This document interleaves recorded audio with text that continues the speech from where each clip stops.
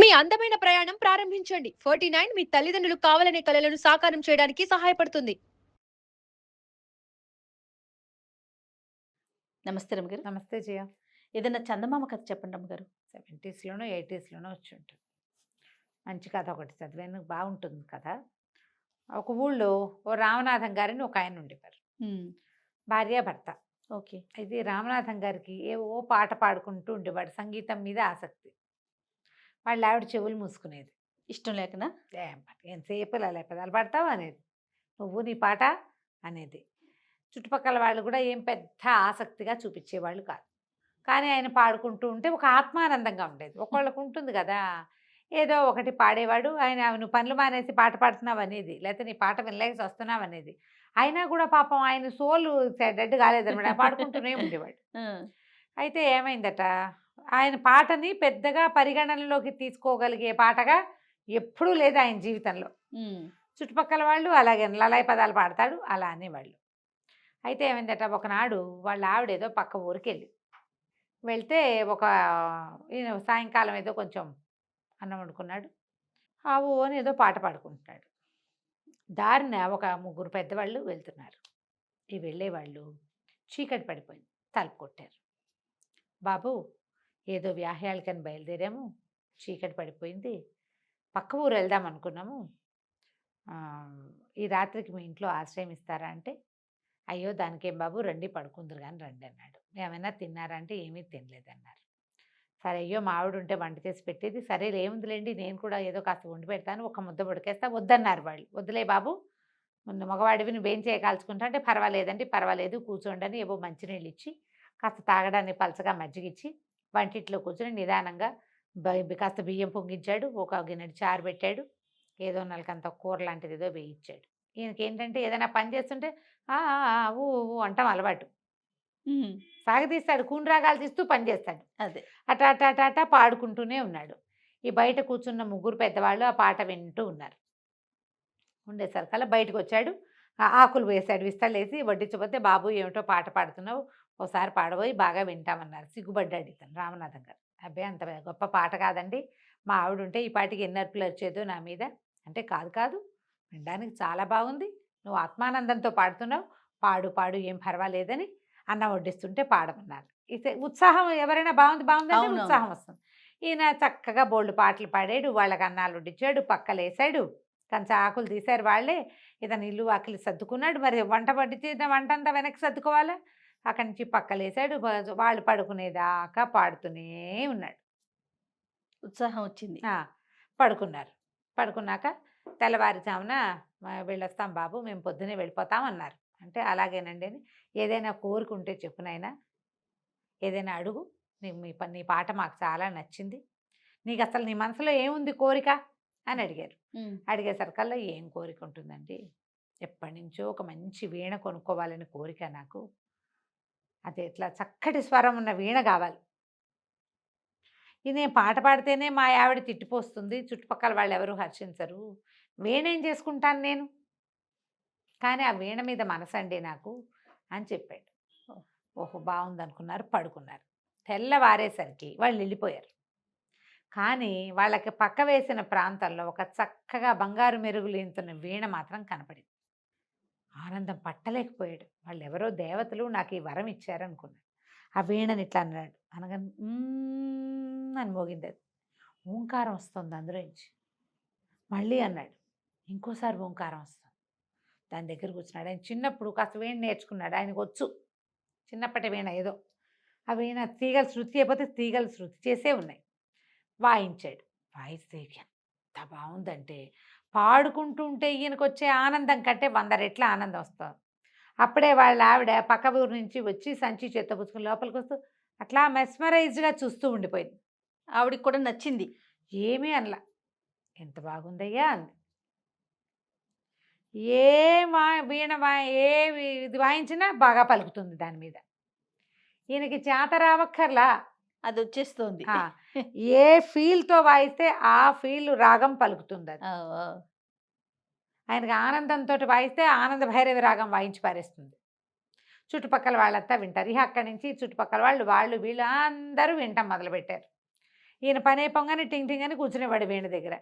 జనాలు ఆ రసాంబోధిలో ఓలలాడుతూ ఉండేవాళ్ళు. భార్య ఏమీ కాదనేది కాదు. ఆయన పని అయిపోయేది, ఆయన వీణానందము అయిపోయేది. ఎంతో బాగుంది. ఆయనకు చాలా గొప్ప, చాలా సంతోషం. అంతకుముందు లలాయి పదాలు పెడతావు అని తిట్టిపోసేవాళ్ళు. కిక్కురు మనకండా ఉన్నారు. దాంతో ఒక ఏమంటారు, ఒక మెట్టు ఎక్కాడు అనుకుందాం, అలా అయిపోతాం. అందరూ శభాష్ అంటుంటే ఎలా ఉంటుంది జయ? అవునవును. ఏనుగెక్కినట్టు ఉండదు. ఆనందంతో అలా ఆనందంతో ఎక్కాడు. కొంతకాలం తర్వాత ఏమైంది, ఆ ఊళ్ళో ఒక రంగనాథ శాస్త్రి గారు, రంగనాథాచార్య అని ఒక ఆయన ఉన్నాడు. రంగనాథం గారు. ఆయన ఏదో ఎక్కడికో వెళ్ళి చాలా కాలం తిరిగి వచ్చాడు. వస్తే వాళ్ళ ఆవిడ, వాళ్ళ పక్కింటి ఆయన, అబ్బో రామనాథం ఎంత బాగా వాయిస్తున్నాడో వీణ, వాడికి ఏమొచ్చు వీణ రావటం ఏంటి, వీణ అంటే అంత సింపులా, పాటే లలాయి పదాలు వాడివి, ఇంకా వీణ ఒకటే వీడి ఫేస్కి అలాగ మాట్లాడాడు. మాట్లాడితే వాళ్ళ ఆవిడ, కాదండి అందరూ చెప్పుకుంటున్నారు, అసలు వీణ వాయిస్తే ఏ రసంలో మొదలు పెడితే ఆ రసం ఉద్వేగం వచ్చేస్తోంది మనకి, మనుషులకి, చాలా బాగుందండి అది అనేసరికల్లా సరే ఇది ఏమనుకున్నాడు, ఒకనాడు సాయంకాలం నేను వెళ్ళి వినొస్తానని వాళ్ళ ఇంటికి వెళ్ళాడు. ఆ పూట ఈయన ఒక్కడే పోయాడు. ఇంట్లో ఎవ్వరు లేరు. ఈ రామనాథం గారు ఏదో వీణ సవరించుకుంటున్నాడు. ఏమిటో నువ్వు ఎంతో బాగా వాయిస్తున్నావుట, మరి ఏదైనా ఒకటి వాయిచ్చు వింటామన్నాడు. అనేసరికల్లా అంతకుముందు ఈ రామనాథం గారికి తెలిసి రంగనాథ శాస్త్రి ఎప్పుడు ఇతన్ని విమర్శించేవాడు. ఆయన ఒక పాటి గాయకుడు. ఆ ఊళ్ళో పేరెన్నిక కన్న గాయకుల్లో ఆ రంగనాథం గారు కూడా ఒకడు. ఈ లల్లాయి పదాలు వేసుకుని ప్రతి కచేరీలోనూ తయారవుతున్నాడని అనిపిస్తుంది. మనకి ఎలా ఉంటుంది జయ, ఒక పేరెన్నిక కన్న వాళ్ళు 10 మంది ఉన్నారనుకో, ఒక అప్కమింగ్ వాడినో లేకపోతే ఏదో ప్రయత్నం చేసేవాడినో చూస్తే చిన్న చూపుగా ఉంటుంది. అవును, వీడు ఎక్కాడేమిటి మాతో పాటు స్టేజ్కి అనిపిస్తుంది. న్యాచురల్ కదా, ఎంతో కష్టపడి పైకొచ్చాం వీడు ఇలా వచ్చేసాడు ఏంటి అనిపించింది, అలాగూ అనిపిస్తుంది. దాని తోడు కొంతమంది నోరేసుకుని విమర్శిస్తారు, అవును నీ ఫేస్కి అప్పుడే నువ్వు ఎక్కేవు స్టేజ్ అని. ఈ రంగనాథం గారు ఆ తరహా మనిషి. ఆయన విద్వత్తున్నవాడే, కాకపోతే అంటాడు గబుక్కన. 2-3 సార్లు ఇతన్ని విమర్శించాడు, నువ్వు నీ లల్లాయి పదాలు అని. సరే ఈయన ఏం చేశాడు, వీణ వాయించడం మొదలుపెట్టాడు. వీణ వాయిస్తుంటే కరుణరసం ఉన్న సంగీతం, అది కరుణరసంతో వాయిస్తున్నాడు. ఈయన ఇట్లా కళ్ళు తుడుచుకున్నాడు రంగనాథం గారు. ఈయన రెట్టించిన ఉత్సాహంతో వాయించేస్తున్నాడు. క్రమంగా లాదు అశ్రువులు వచ్చేసి, ఏడుపు వచ్చేసి ఆయన వెక్కిళ్ళు పెట్టి ఏడ్చేస్తున్నాడు. ఏడ్చి ఆయన అవతల వాళ్ళు అంత ఉద్వేగం పడుతుంటే ఇది ఆపేయాలి. ఆపట్ల అయిన ఈ రామనాథం గారు ఆపట్ల పగ తీర్చేసుకుందాం అనిపించింది ఆయనకి. వీళ్ళు నన్ను అవమానించారు, వీళ్ళ సంగతి చూడాలి అని ఇంకా టంగు టింగు టింగు టింగు వాయించేస్తున్నాడు ఆయన. ఈయన పిచ్చెక్కినట్టు ఏడ్చాడు, శోకాలు పెట్టి ఏడ్చి స్పృహ తెప్పి పడిపోయాడు. ఓకే, అప్పుడు ఆపాడు. ఆపేసరికి చుట్టుపక్కల వాళ్ళు చేరారు. అయ్యో రామనాథం గారు పడిపోయాడని ఈయన లేవ తీసుకుపోయారు. ఈయనకు ఒక పగ తీరిన ఒక భావన వచ్చిందనమాట. వీణ పక్క పెట్టాడు, నిద్రకు ఉపక్రమించాడు. తెల్లవారేసరికి వీణ లేదు, మాయమైపోయింది. పొద్దున మళ్ళీ 11 గంటలకి జనాలు వీణ వినడానికి వచ్చేసారు పని అయిపోయాక. ఏది వీణ? వీణే లేదు. వీణ ఇంట్లో నుంచి మాయమైంది. ఓ, అప్పుడు రామనాథం గారు చెంపలేసుకున్నాడు, నాది పొరపాటు, ఆత్మానందం కోసం నేను పాడుకుంటున్నానని సంతోషించి ఆ గంధర్వులో ఎవరో నాకు ఆనందంగా ఉంటానని వేణిచ్చారు, నేను నా పగ తీర్చుకోవడానికి సాధనాన్ని చేసుకున్నాను దాన్ని. ఆయన దుఃఖపడుతుంటే కూడా నేను ఆపకుండా ఆయన స్పృహ తప్పిపోయేలాగా చెయ్యాలని పగ నాది. దేవతలు ఎప్పుడూ వాటిని సమర్థించరు. నువ్వు సంతోషంగా ఉండు, నీ సంతోషం కోసం ఏమైనా ఇస్తాం, నీ సంతోషం పక్కవాడి దుఃఖానికి కారణం కానే కాకూడదు. అందుకని ఆ వీణ మాయమైపోయింది. చిత్రవీణ చిత్రంగానే మాయమైపోయింది. ఆ తర్వాత ఆయన పాడడం కూడా మానేశాడు. కథ కంచికి మనం ఇంటికి. భలే ఉంది రమ్మగారు, చాలా బాగుంది, మంచి కథ కదా. అవునండి. నమస్తే. నమస్తే జయ. నమస్తే రమ్మగారు. నమస్తే జయ. రమ్మగారు, ఏదన్నా మంచి చందమామ కథ. పూర్వం ఇదివరకుట ఈ గొర్రెల కాపర్లు వాళ్ళు ఉండేవాళ్ళు. ఒక పల్లెటూరులో ఒక కొండ ఊరిలో కొండ ఊరు ఉందన్నమాట. ఒక గొర్రెల కాపరి ఉండేవాడు. వాడికి 100 గొర్రెలు ఉండేవి. అయితే ఏమైంది, వాడు ఏదో కొంచెం అయోమయంగా ఉంటూ ఉండేవాడు. గొర్రెలు మేపుకుంటూ ఉండేవాడు. వాడికి పక్క ఊళ్ళో ఏదో పని వచ్చింది. అయితే గొర్రెలకు కాపలా ఎవరినైనా పెట్టాలి కదా, బాగా ఆలోచించాడు, అటు ఇటు చూసాడు, ఎవరు కనపడలా. ఏం చేస్తాం, గొర్రెలకి దిక్కులేని వాడికి దేవుడే దిక్కు. గొర్రెలని దేవుడికి వదిలిపెడదామని వదిలిపెట్టాడు. ఎవరైనా చేస్తారా? సరే నడిచి వెళ్ళటం మొదలుపెట్టాడు. పక్క ఊరు వాటిని వదిలేసి వదిలేసి వెళ్ళిపోయాడు. మరి పని ఉంది, ఓరిని. ఎవరు కాపలాగా ఎవరిని పిలుస్తాం ఇప్పుడు కొండ మీద, ఓకే. అందుకని వెళ్ళిపోయాడు. వెళ్ళిపోతే వెళ్తూ ఉంటే ఇంకా కాసేపట్లో ఆ ఊరు వస్తుందనగా ఒక ఆయన ఎదురుపడ్డాడు. ఎరా అబ్బిగా ఎక్కడి నుంచిరా, ఏమిట్రా, ఎట్రా వెళ్తున్నావు, గొర్రెలేవిరా అని అడిగాడు. ఆ గొర్రెలు కొండ మీద ఉన్నాయి బాబాయ్, మరి నేను పక్కూళ్ళో చిన్న పని ఉంది దానికోసం వెళ్తున్నాను అన్నాడు. గొర్రెలకి ఎవరిని పెట్టేవరా కాపలా అన్నాడు. ఎవరో ఏముంది బాబాయ్, దేవుడు లేడా అన్నాడు. దేవుడే కాపలా అనగానే అదేంట్రా నీ మొహం అన్నాడు. అదేం బాబాయ్, దేవుడే దిక్కని పూజారి గారు అయ్యగారు చెప్పట్లా, హరికథలో కూడా విన్నాను నేను. దిక్కు లేని వాడికి దేవుడే దిక్కు, నాకు దిక్కు లేదు, నాకు దేవుడే దిక్కు. శభాష్. ఎవరిని పిలుస్తాను కొండ మీదకి, ఏమైపోతుందిలే, దేవుడు చూడ్డా ఆ మాత్రం దేవుడు చెప్పు, కరెక్ట్ కదా. అంతే అంతే, చాలా కరెక్ట్ రామగారు అని అందుకని వెళ్ళిపోతున్నాను బాబాయ్ అన్నాడు. ఊరి వీడి కడుపు కాలే, వీడు ఇంత తెలివే వీడికి, వీడి చూడు ఇదేం తెలివి. ఆయన ఏం చేస్తాడు, దేవుడే చూస్తాడు, వీడి రోగం బాగా కుదురుస్తాడని ఇంటికి వెళ్తూ వెళ్తూ 25 మంచి సలీసుగా బాగా కండపెట్టిన గొర్రెల్ని ఏరుకుని తోలుకెళ్ళిపోయాడు. వీడు సాయంకాలం చీకటి పడే వేళకు వచ్చాడు. గొర్రెలను ఇంటి దగ్గరికి మలుపుకున్నాడు. కిందకి మలుపుకు రావాలి కదా, మలుపు వచ్చాక ఏంటో మంద చిన్నదైంది అనిపించింది. పొద్దున్న చూస్తే 25 లేవు. ఆయన పట్టుకుపోయాడు కదా, దేవుడే చూస్తాడన్నాడు. వీడు లబోదిబో సరిపోయి పూజారయ్య గారు ఉన్నాడు ఆ ఊళ్ళో. ఆయన్ని అడిగాడు, గొర్రెల కాపలా ఎవరు లేరండి, ఏం చేయాలో తెలియట్లేదంటే, అరే 2 కుక్కలు పెట్టుకోరా, కుక్కలు గొర్రెల మందని మేపుతాయి. అవునండి, మేపుతాయంటే అదే కాపలాగా వస్తాయి అదేలేండి. అని చెప్పాడు. 25 గొర్రెలు పోవడం అంటే చిన్నదే. అమ్మో. సరే అక్కడి నుంచి ఏమైంది, ఆ కుక్కల కోసం చూసి కాపలా కాయగలిగే కుక్కల్ని ఎవరు అమ్ముతారో వెతికాడు. వెతికి 2 మంచి బ్రహ్మాండంగా దిట్టంగా ఉన్న కుక్కల్ని తెచ్చుకున్నాడు. తెచ్చాక ఆయన ఏం చెప్పాడంటే, 2 పలాల మాంసం తింటాయి కుక్కలు, రోజు చెరుకు అంతా మాంసం పెట్టమన్నాడు. మాంసం పెట్టమంటే మాంసం ఎక్కడికెళ్ళి తెస్తాం అని ఆలోచించి, సరే ఎలుకలు బాగా కనపడతాయి, చెరుకో ఎలుక కుక్కకి, ఆ మాత్రం ఎలుకనే. ఈ పొలాల్లో ఎలుకలు పెట్టేవాళ్ళు ఉంటారు కదా, వాళ్ళ దగ్గర బేరం కుదుర్చుకున్నాడు. పొద్దున్నే తను సర్ది తినేటప్పుడు చెరుకో అంతా అన్నం పెట్టేవాడు, చెరుకో ఎలకని ఇచ్చేవాడు. ఆ కుక్కలు ఆ అన్నం తిని ఆ ఎలుకలను తిని ఆయన కూర్చుని ఉండేవి. ఎవరైనా వస్తే ఆ పెద్ద వీడు ఏం పెట్టాడని నేను అరుస్తాను, నాకెందుకు వచ్చింది అని ఊరుకునేవి. సరే ఏమైంది, కొండ మీదకి తీసుకెళ్ళేవాడు. అయినా కూడా అప్పుడోటి చొప్పున గొర్రెలు పోయేవి. ఇంత కుక్కల్ని మేపుతున్నాం కదా, కుక్కల్ని మేపుతున్నాం మనం, 2 ఎలుకలు పెట్టి 2 ఇంతలు అన్నం పెట్టి, చెరుకో వీసుడు అన్నం పెడుతున్నాం కదా, చెరుకో ఎలుకని ఇస్తున్నాము, ఇంకా ఏమిటి వీటికి, ఈ కుక్కలకి ఇంతకంటే ఎందుకు అని చెప్పి అనుకునేవాడు. గొర్రెలు మాత్రం పోయేవి.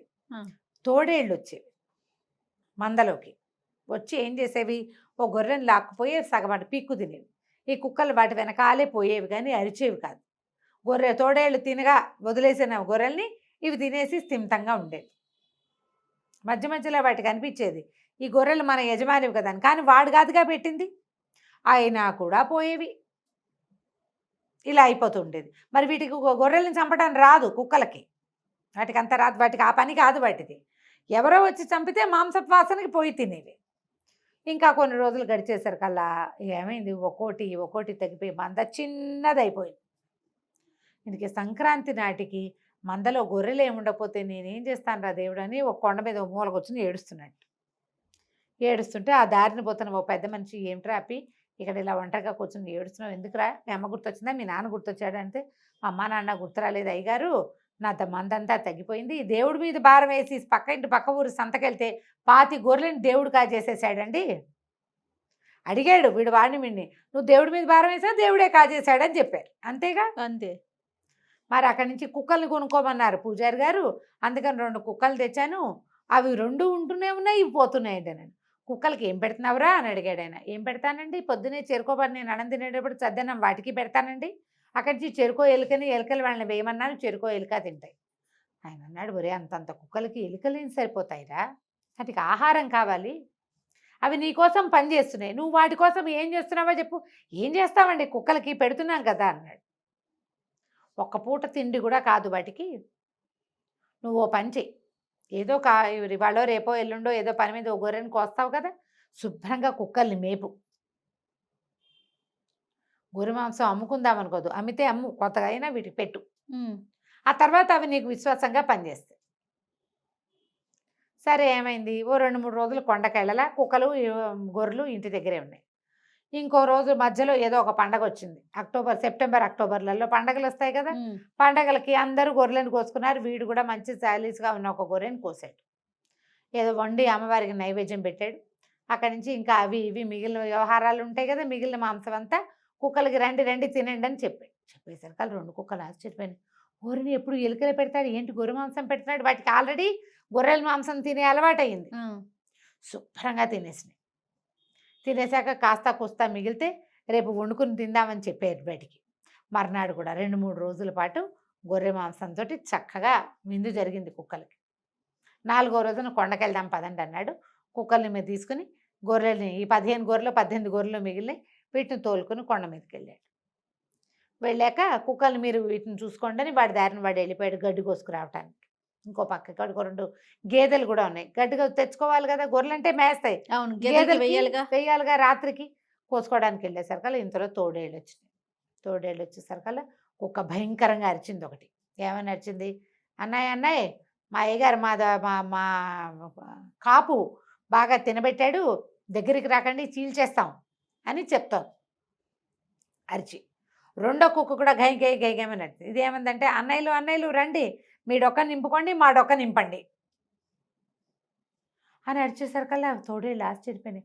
ఏనాడు ఇవి అరిచినవి కాదే, నిశ్శబ్దంగా చూసేవి, అసలు భయం అంటమే లేదు. పైగా ఇవాళ మాట్లాడుతున్నాయి భయ భాషలో.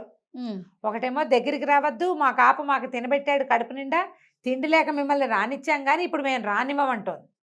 రెండోదేమో మీ డొక్కలు నింపుకోండి, మా డొక్కలు నింపండి అంటోంది. ఈ రెండిట్లలో దేని మాట నమ్మాలి? ఇప్పటిదాకా అసలు మాటే లేదు బయటికి. ఈ తోడేళ్ళు 2 ఏమనుకున్నాయి, మొహమొహాలు చూసుకుని ఇప్పటికి ఎన్నాళ్ళుగానో ఈ గొర్రెల మీదే ఆధారపడి బతుకుతున్నాం, ఇదొకటే మనకి తేలిగ్గా దొరికే మంద. కుక్కలు మామూలుగా అరిస్తే కాపలా ఉన్నవాడు ఎవడో పరిగెత్తుకొస్తాడు. అవి తోడేళ్ళని ఏమి చేయకపోయినా, పులో తోడేలా వచ్చిందనుకో, అవేం చేయలేకపోయినా అరిస్తే ఇక్కడ ఎవరో వచ్చారని గుర్తుకైనా కుక్క అరవాలి, అరిచేవే కాదనమాట. ఫస్ట్ టైం అవి అరవటం. ఈ అరుపులు విన్నాడు కాపులు, ఆ కుర్రాడు అప్పి.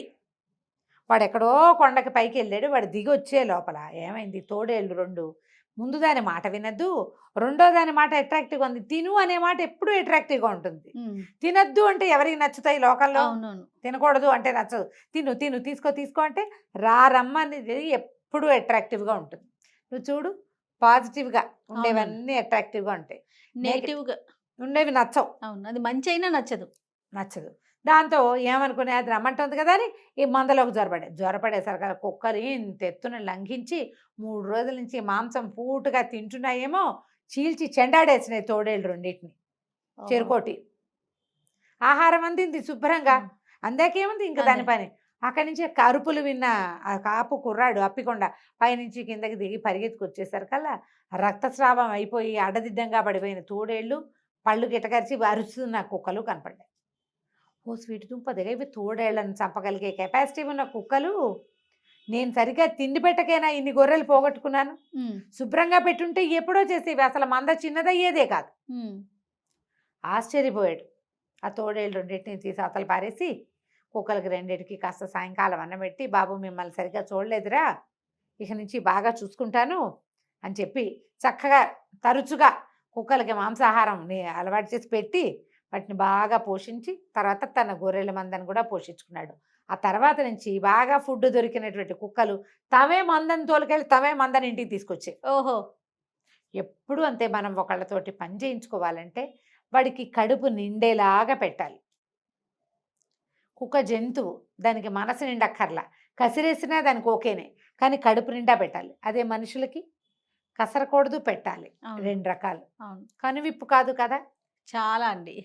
మనం వీళ్ళతో పని చేయించుకుంటున్నామంటే వాళ్ళకి మనసు కష్టపడకూడదు, కడుపు ఖాళీగా ఉండకూడదు.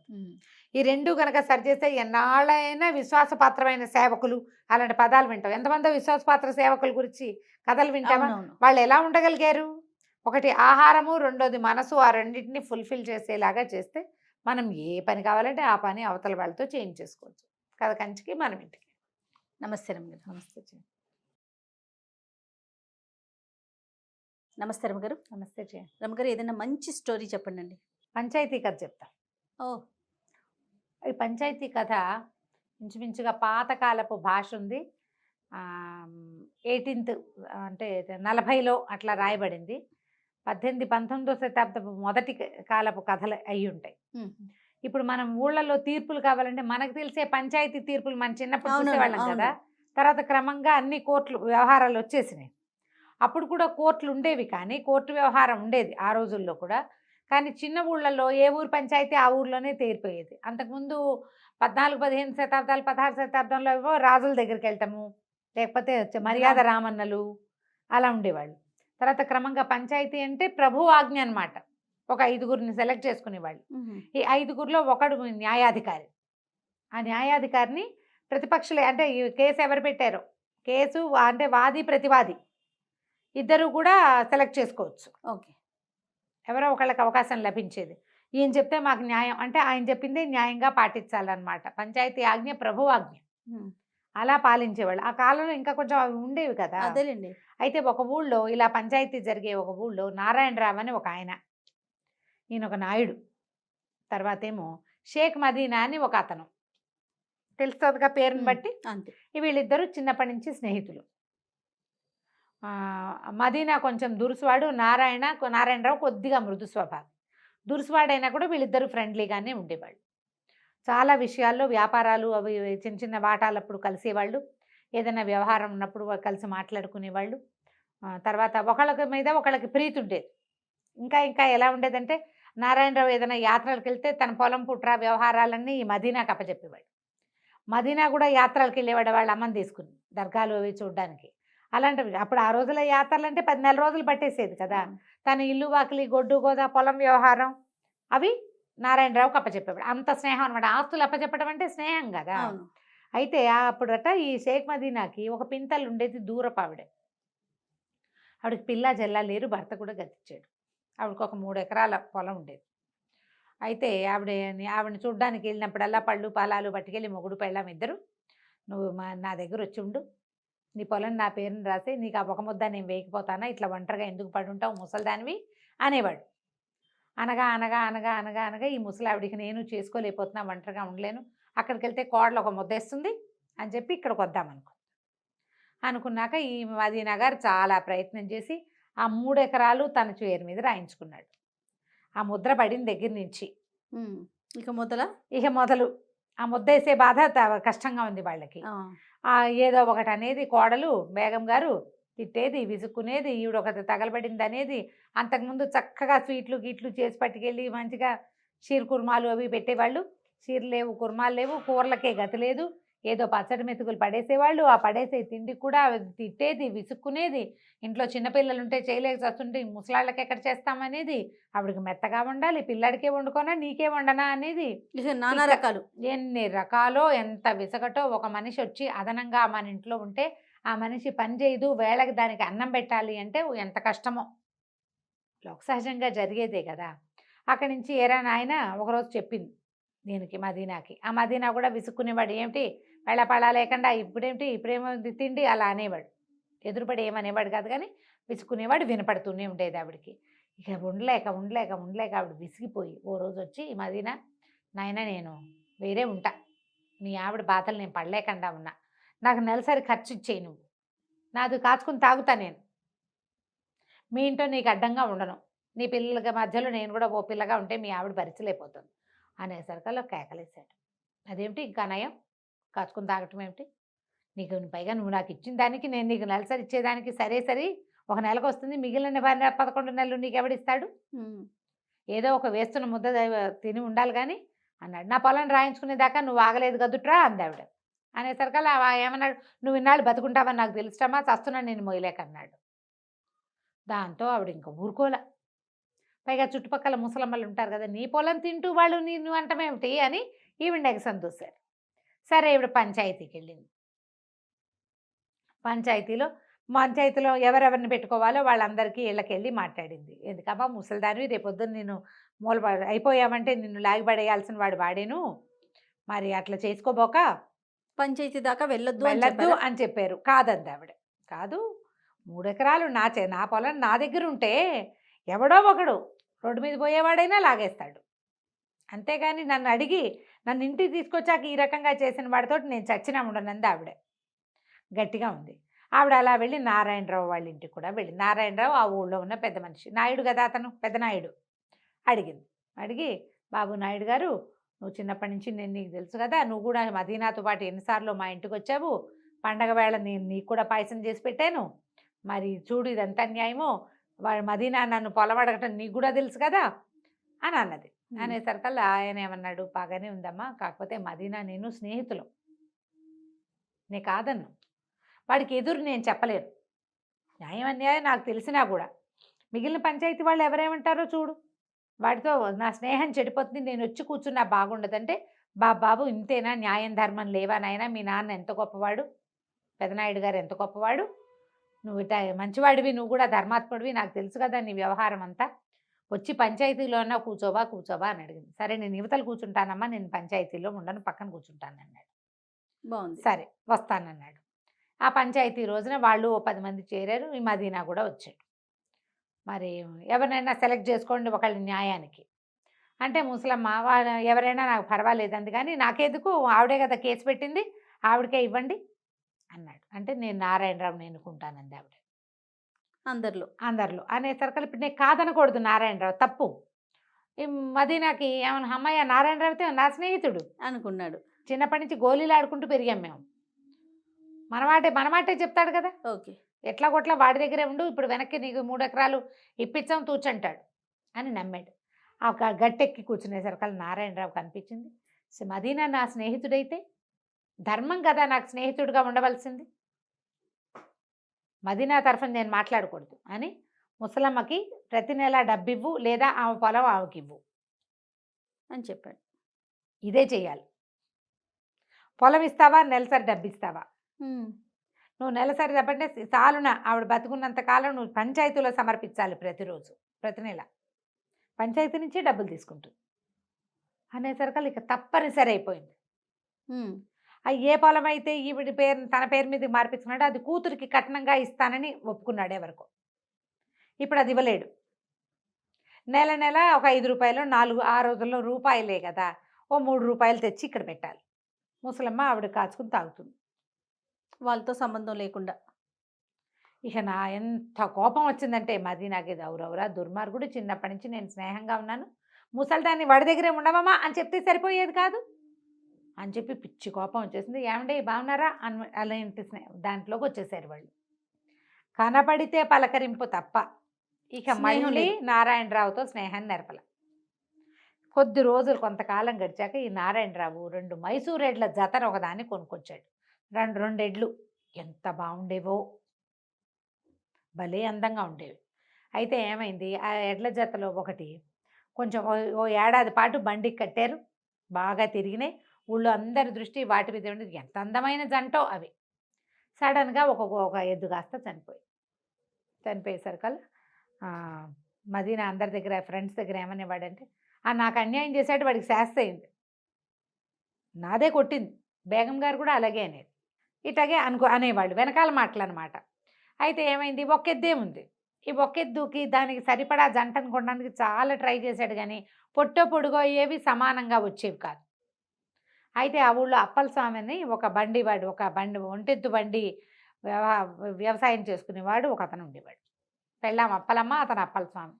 అతను ఏం చేశాడు, ఈయన దగ్గరకు వచ్చి, నారాయణరావు నాకు ఒంటెద్దు బండి ఉంది కదా, పాత ఎద్దు ఎప్పుడో పోయింది, బండి అలాగే ఉండిపోయింది, మరి ఊళ్ళో అంతా మాసూళ్ళు వచ్చినాయి, ఇప్పుడంతా వడ్లను ఇళ్ళకి చేర్చుకునే రోజులు, ఇలాంటప్పుడు కనుక నాకు ఎద్దు దొరికిందా, నేను చాలా హాయిగా వ్యాపారం చేసుకుంటాను అని మీ ఎద్దుని నాకు ఇవ్వండి అన్నాడు.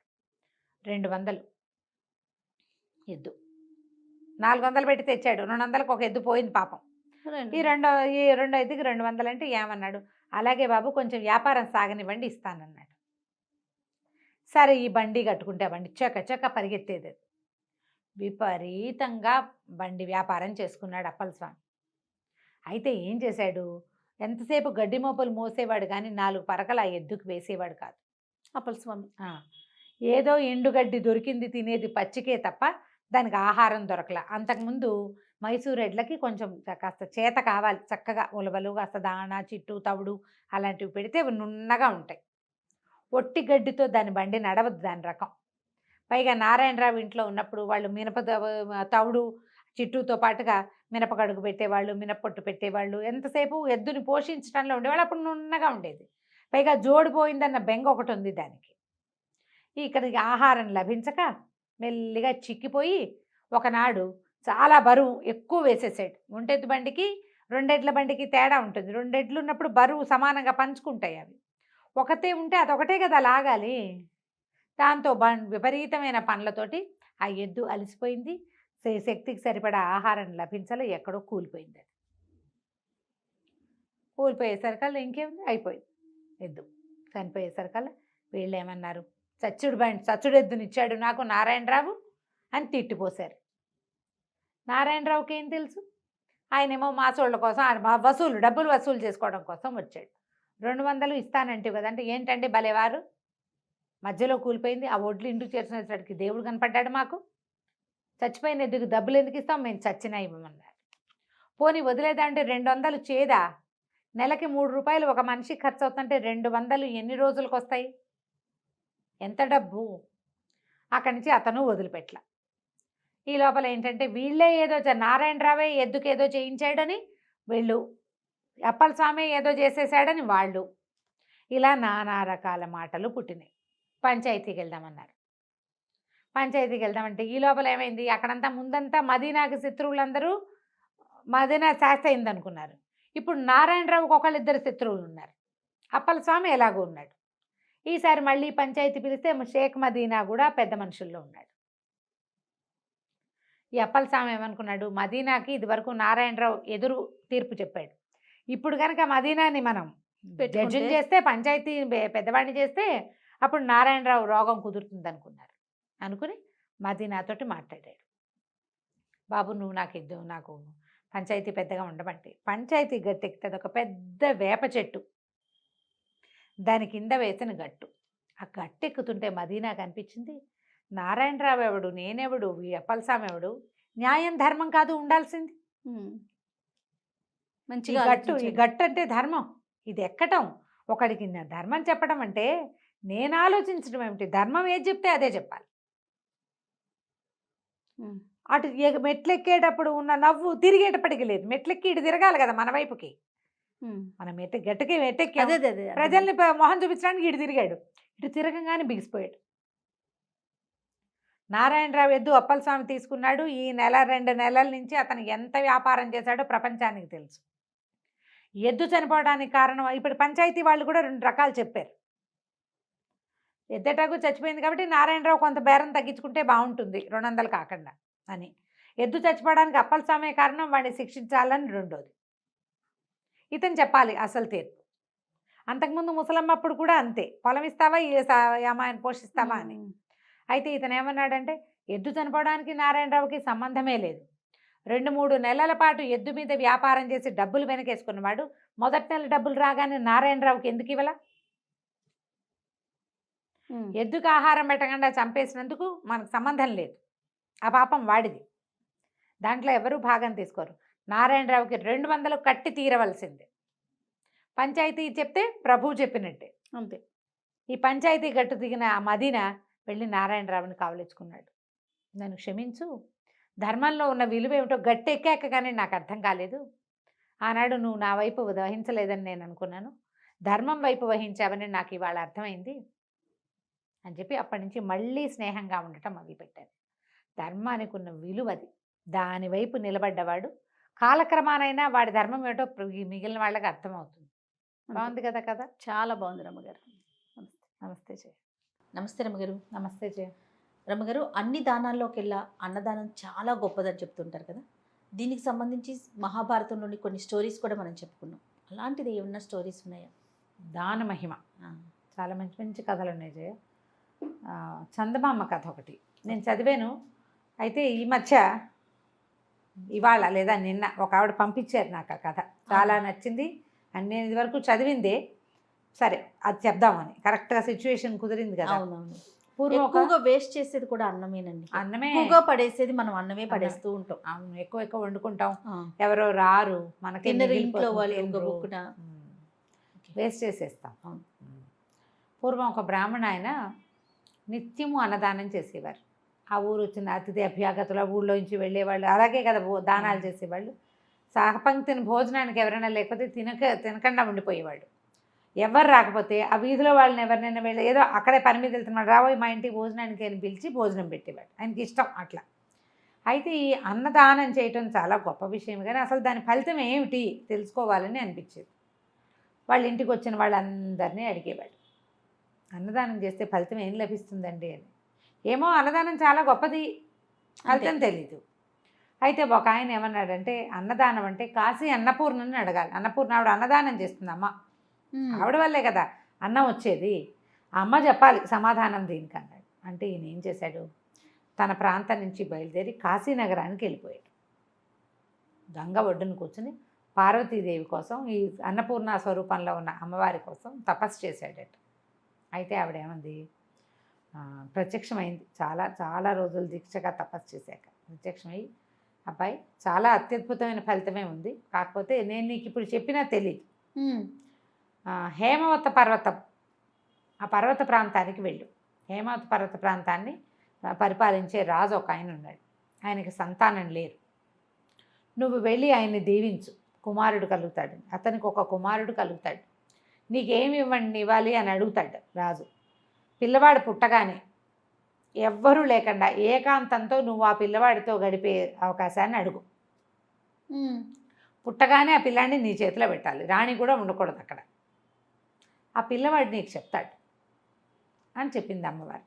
సరే నమస్కారం చేశాడు, అమ్మవారు వెళ్ళిపోయింది. ఈ హేమవతానికి బయలుదేరాడు. అప్పుడంతా కాలినడకలు కదా, ట్రాన్స్పోర్టేషన్ ఏముంది, నడుచుకుంటూ వెళ్ళటమే. కాశీనగరానికి కొన్ని నెలల తరబడి నడిచి అక్కడ తపస్సు చేశాడు. అక్కడి నుంచి ఇక్కడికి బయలుదేరాడు. అయితే ఈ పర్వత ప్రాంతానికి వెళ్ళేసరికి ఒక చోట చీకటి పడిపోయింది. ఆయన వెళ్తూ ఉంటే ఒక బోయేవాడు కనిపించాడు ఆయనకి. బోయెడు కనపడి, బాబు ఎక్కడికండి వెళ్తున్నారు, ఎక్కడికి ప్రయాణం అని అడిగాడు. అడిగితే, బాబు హేమవత పర్వతానికి వెళ్ళాలి నాయన, పర్వతం దగ్గరికి, అక్కడున్న రాజుగారిని కలవాలనుకుంటున్నానంటే, అయ్యో ఆవిడ దూరం వచ్చేసారండి, దారి తప్పిపోయారు, ఇప్పుడు నేను దారి చూపించగలను, నాకు తెలుసు, కానీ మీరు ఆ దారి వెంట వెళ్తే అక్కడ దాకా చేరే లోపలే చీకటి పడిపోతుంది, ఇప్పుడే చీకటి పడింది. ఓ పని చేయండి, ఈ అడవంతా ఎలుగులు ఏగోళాలు ఉన్నాయి, పులులు అవి కూడా తిరుగుతున్నాయి, ఇక్కడే ఉండండి, నిద్రపోండి, రేపు పొద్దున్నే తీసుకెళ్తాను అన్నాడు. సరే ఈయన ఒప్పుకున్నాడు, బాగానే ఉందిగా. సరే అతను ఒక వ్యవసాయం చేసుకుంటున్నాడు, ఓ చిన్న మంచి వేసుకుని ఉంటున్నాడు అక్కడ. ఇవన్నీ తన మంచి దగ్గరికి తీసుకెళ్ళి ఉండమన్నాడు. మరి భోజనం పెట్టద్దు రాత్రికి, అతని దగ్గర ఆనపకాయలు ఉన్నాయి, మినపకాయలు కందికాయలు అవి ఉన్నాయి, వాటిని ఉడికించుకుని తినచ్చు. అన్నం లేకపోయినా బాగుంటాయి అవి కూడా, పప్పులు అవి ఉడికించుకుని తింటే పొట్ట నిండుతుంది. కానీ వీటిని ఉడికించుకుని తినేందుకు ఒక కుండ ఇవ్వద్దు ఆయనకి, ఎందులోనూ ఉడికి పట్టుకోవాలి. కుండ ఇవ్వడానికి వాడి దగ్గర, అతని దగ్గర పాపం పాత కుండలే ఉన్నాయి కానీ కొత్త కుండ లేదు. మామూలుగా ఇలాంటి సంసారాలు ఏంటంటే 1-2 కొత్త కుండలు ఉంచుకుంటారు. ఇలా బ్రాహ్మలు ఎవరైనా ఆ దారిని పోతుంటే వాళ్ళకి ఒక కొత్త కుండ ఇస్తే ఆ కుండలో వండుకుని తింటారు. తాము మాంసం వండుకునే కుండ ఆయనకి ఇవ్వబుద్ధి కాల.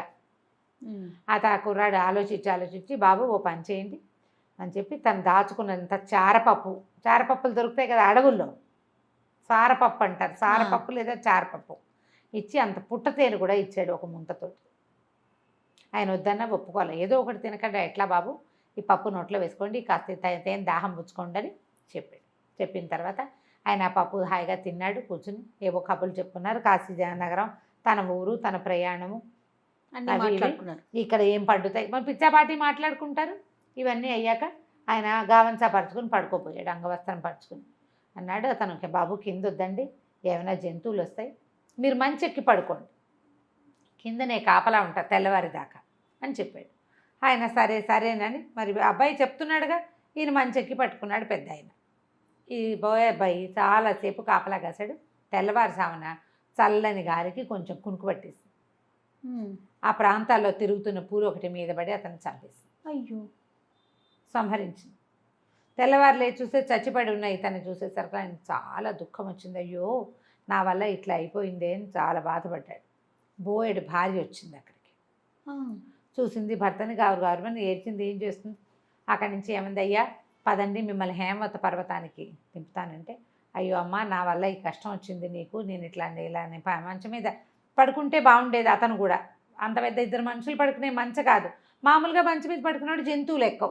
నా వల్ల ఇలా అయిందంటే, మా కర్మానుభవానికి నువ్వేం చేస్తావు నాయన, మా కర్మ. ఇప్పుడు మా ఇంటి మాకు ఎవరైనా గెస్ట్ వస్తే మేము పైనే పడుకోబెడతాం, పర్వాలేదని చెప్పి అమ్మాయి ఏం చేసింది, ఆయనకి ఆమడ దూరం ఆయనతో పాటు వెళ్ళి ఆ హేమవత పర్వత ప్రాంతంలో ఉన్న రాజ్యానికి దారి చూపించి వెనక్కి వచ్చి భర్తతో సహగమనం చేసేసింది. ఆయనకు తెలుసు ఆ అమ్మాయి సహగమనం చేస్తుందని. అప్పటి ఆచారాలు అవి, ఎవరు లేరు వాళ్ళ జీవితానికి. అయితే ఈయన అక్కడికి వెళ్ళాక రాజ్యంలో రాజుగారిని చూశాడు. చూసి రాజుకు చెప్పాడు, మీకు సంతానం కలుగుతుంది, ఒక పిల్లవాడు పుడతాడు అని. ఆయన రాజు చాలా సంతోషించాడు. ఏమైనా మీకు ఇస్తానన్నాడు. నాకేమీ ఇవ్వద్దు, పిల్లవాడు పుట్టగానే నా చేతిలో పెట్టు, ఏకాంతంగా పిల్లవాడిని చూడాలి నేను అన్నాడు. తమ రాజ్యంలోనే ఉంచుకున్నారు. సంవత్సరం తిరిగేసరికి రాణి గారికి కుమారుడు కలిగాడు. కలగంగానే కుమారుడు ఈయన అక్కడే ఉన్నాడు. పిల్లవాడు పుట్టంగానే పిల్లాడిని రాణి ఈయన దగ్గరికి అప్పచెప్పారు, తీసుకొచ్చారు. పురిటి గదిలో ఉన్న పిల్లాడిని దగ్గరికి ఈయన పంపించారు. రాణిని పక్క గదిలోకి షిఫ్ట్ చేశారు. ఈయన పిల్లాడిని ఇట్లా ఎత్తుకున్నాడు. అప్పుడే పుట్టిన పిల్లాడు టక్కిన నోరు తెచ్చి పెద్దవాళ్ళలాగా చెప్పాడు, మహానుభావ, నీ చేతిలోకే వచ్చాను నేను. నీకు చారపప్పు పుట్టతేనే పెట్టిన బోయేవాడున్నాడే, వాడే నేను. ఒక్క పూట నీకు ఆహారం ఇచ్చిన పుణ్యానికి రాజకుటుంబంలో కుమారుడిగా జన్మించి రాజ్యాన్ని ఏలబోతున్నాను. ఒక పూట తాత్కాలిక ఆహారం, స్నాక్, అది పూర్తి భోజనం కాదు, ఇచ్చినందుకే నాకు ఇలాంటి ఫలితం లభించింది. నిత్యము పూర్తిగా అన్నాన్ని గనక దానం చేస్తే ఎలాంటి ఫలితం లభిస్తుందో ఇంకా నీకు వేరే చెప్పాలా అనగానే ఈయన ఆశ్చర్యపోయాడు. పిల్లాడు మామూలుగా అయిపోయి కుయ్యో అమర్రో అని ఏడుస్తున్నాడు. కుయ్యమని మామూలుగా. ఆ మొదటి పుట్టగానే వాడికి పూర్వజన్మ స్మృతి ఉంటుంది, పిల్లలందరికీ ఉంటుంది. పుట్టగానే ఈయన చేతిలో పెట్టారనమాట. వాడు ఏడవటం మొదలుపెట్టాక మామూలుగా అయిపోతాడు, మనుషుల చేతుల్లోకి వెళ్ళేసరికి అయిపోతాడు, మామూలుగా చేతులు తిరుగుతాడు. అది తను ఎక్కడున్నారో తెలియదు, డిజబుల్డ్గా ఎవరో ఒకళ్ళు వాడికి సహాయం చేయాలి, వాడిని ఎత్తుకోవాలి, వాడిని కావలించుకోవాలి, వాడికి పాలు పోయాలి, నీళ్లు పోయాలి. పూర్వజన్మ జ్ఞానంతో జన్మిస్తారు. చెప్పేసరికల్లా ఈయన సంతోషంగా తన వల్ల మరణించిన బోయవాడు రాజకుమారుడుగా జన్మించినందుకు సంతోషించి, అమ్మ ఎలాంటి చూపుతో చెప్పింది ఇది నాకు జరగబోయేదాన్ని, ఇంత ఫలితం లభిస్తే, అన్నదానం చేసిన వాడికి ఇంత పరమాద్భుతమైన ఫలితం లభిస్తుంది. ఇది ఆ క్షణానికి లభించేది ఎలా ఉంటుందో మనకు తెలీదు, మరు జన్మలో ఇంత అద్భుతమైనది లభిస్తుంది. ఒక్క పూట ఒక్క విషయం అవసరమైన వాడికి, ఫ్రెండ్స్కి పార్టీ ఇస్తే అని అనుకోవద్దు, ఆకొన్నవాడికి, ఆకలితో ఉన్నవాడికి అన్నం పెడితే అద్భుతమైన ఫలితం ఇస్తుంది. అత్యద్భుతమైన కథ రమ్మగారు కదా, చాలా చాలా చందమామ ఆచరించాల్సింది. అవును. నమస్తే. నమస్తే. నమస్తే రమ్మగారు. నమస్తే జయ. రమ్మగారు, ఏదైనా మంచి చందమామ కథ ఒకటి చెప్తారా? గూని పెళ్లి కొడుకు కథ బాగుంటుంది సరదాగా. చూడండి, మనకి పాత దేవాలయాలు చూడాలంటే భలే ఆసక్తిగా అనిపిస్తుంది కదా, అట్లా పాత కథల మీద ఆసక్తి ఉంటుంది. అవును. పూర్వం ఒక రాజుగారు ఉండేవారు, శూరసేనుడు. ఈ శూరసేనుడికి భార్య గతించింది, ఒక పిల్ల మాత్రం ఉండేది, ఇందుమతి అమ్మాయి పేరు. బాగుంది. ఇలా చాలా యాక్టివ్, అన్నీ తెలుసుకోవాలి పిల్ల. ఈ ఇందుమతికి ఒక దాది ఉండేది, ముసలవ్వ, ఒక మీడియం ముసలితనం అనమాట. పిల్ల ఏది అడిగినా చెప్పేది, అదేమిటి, ఇదేమిటి, ఇదేమిటి, దీన్ని ఏమంటారు, ఇది అక్కడ ఎందుకు లేదు.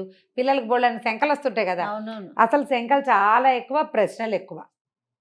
అయితే ఏమైంది, ఒకసారి తోటలో తిరుగుతున్నారు.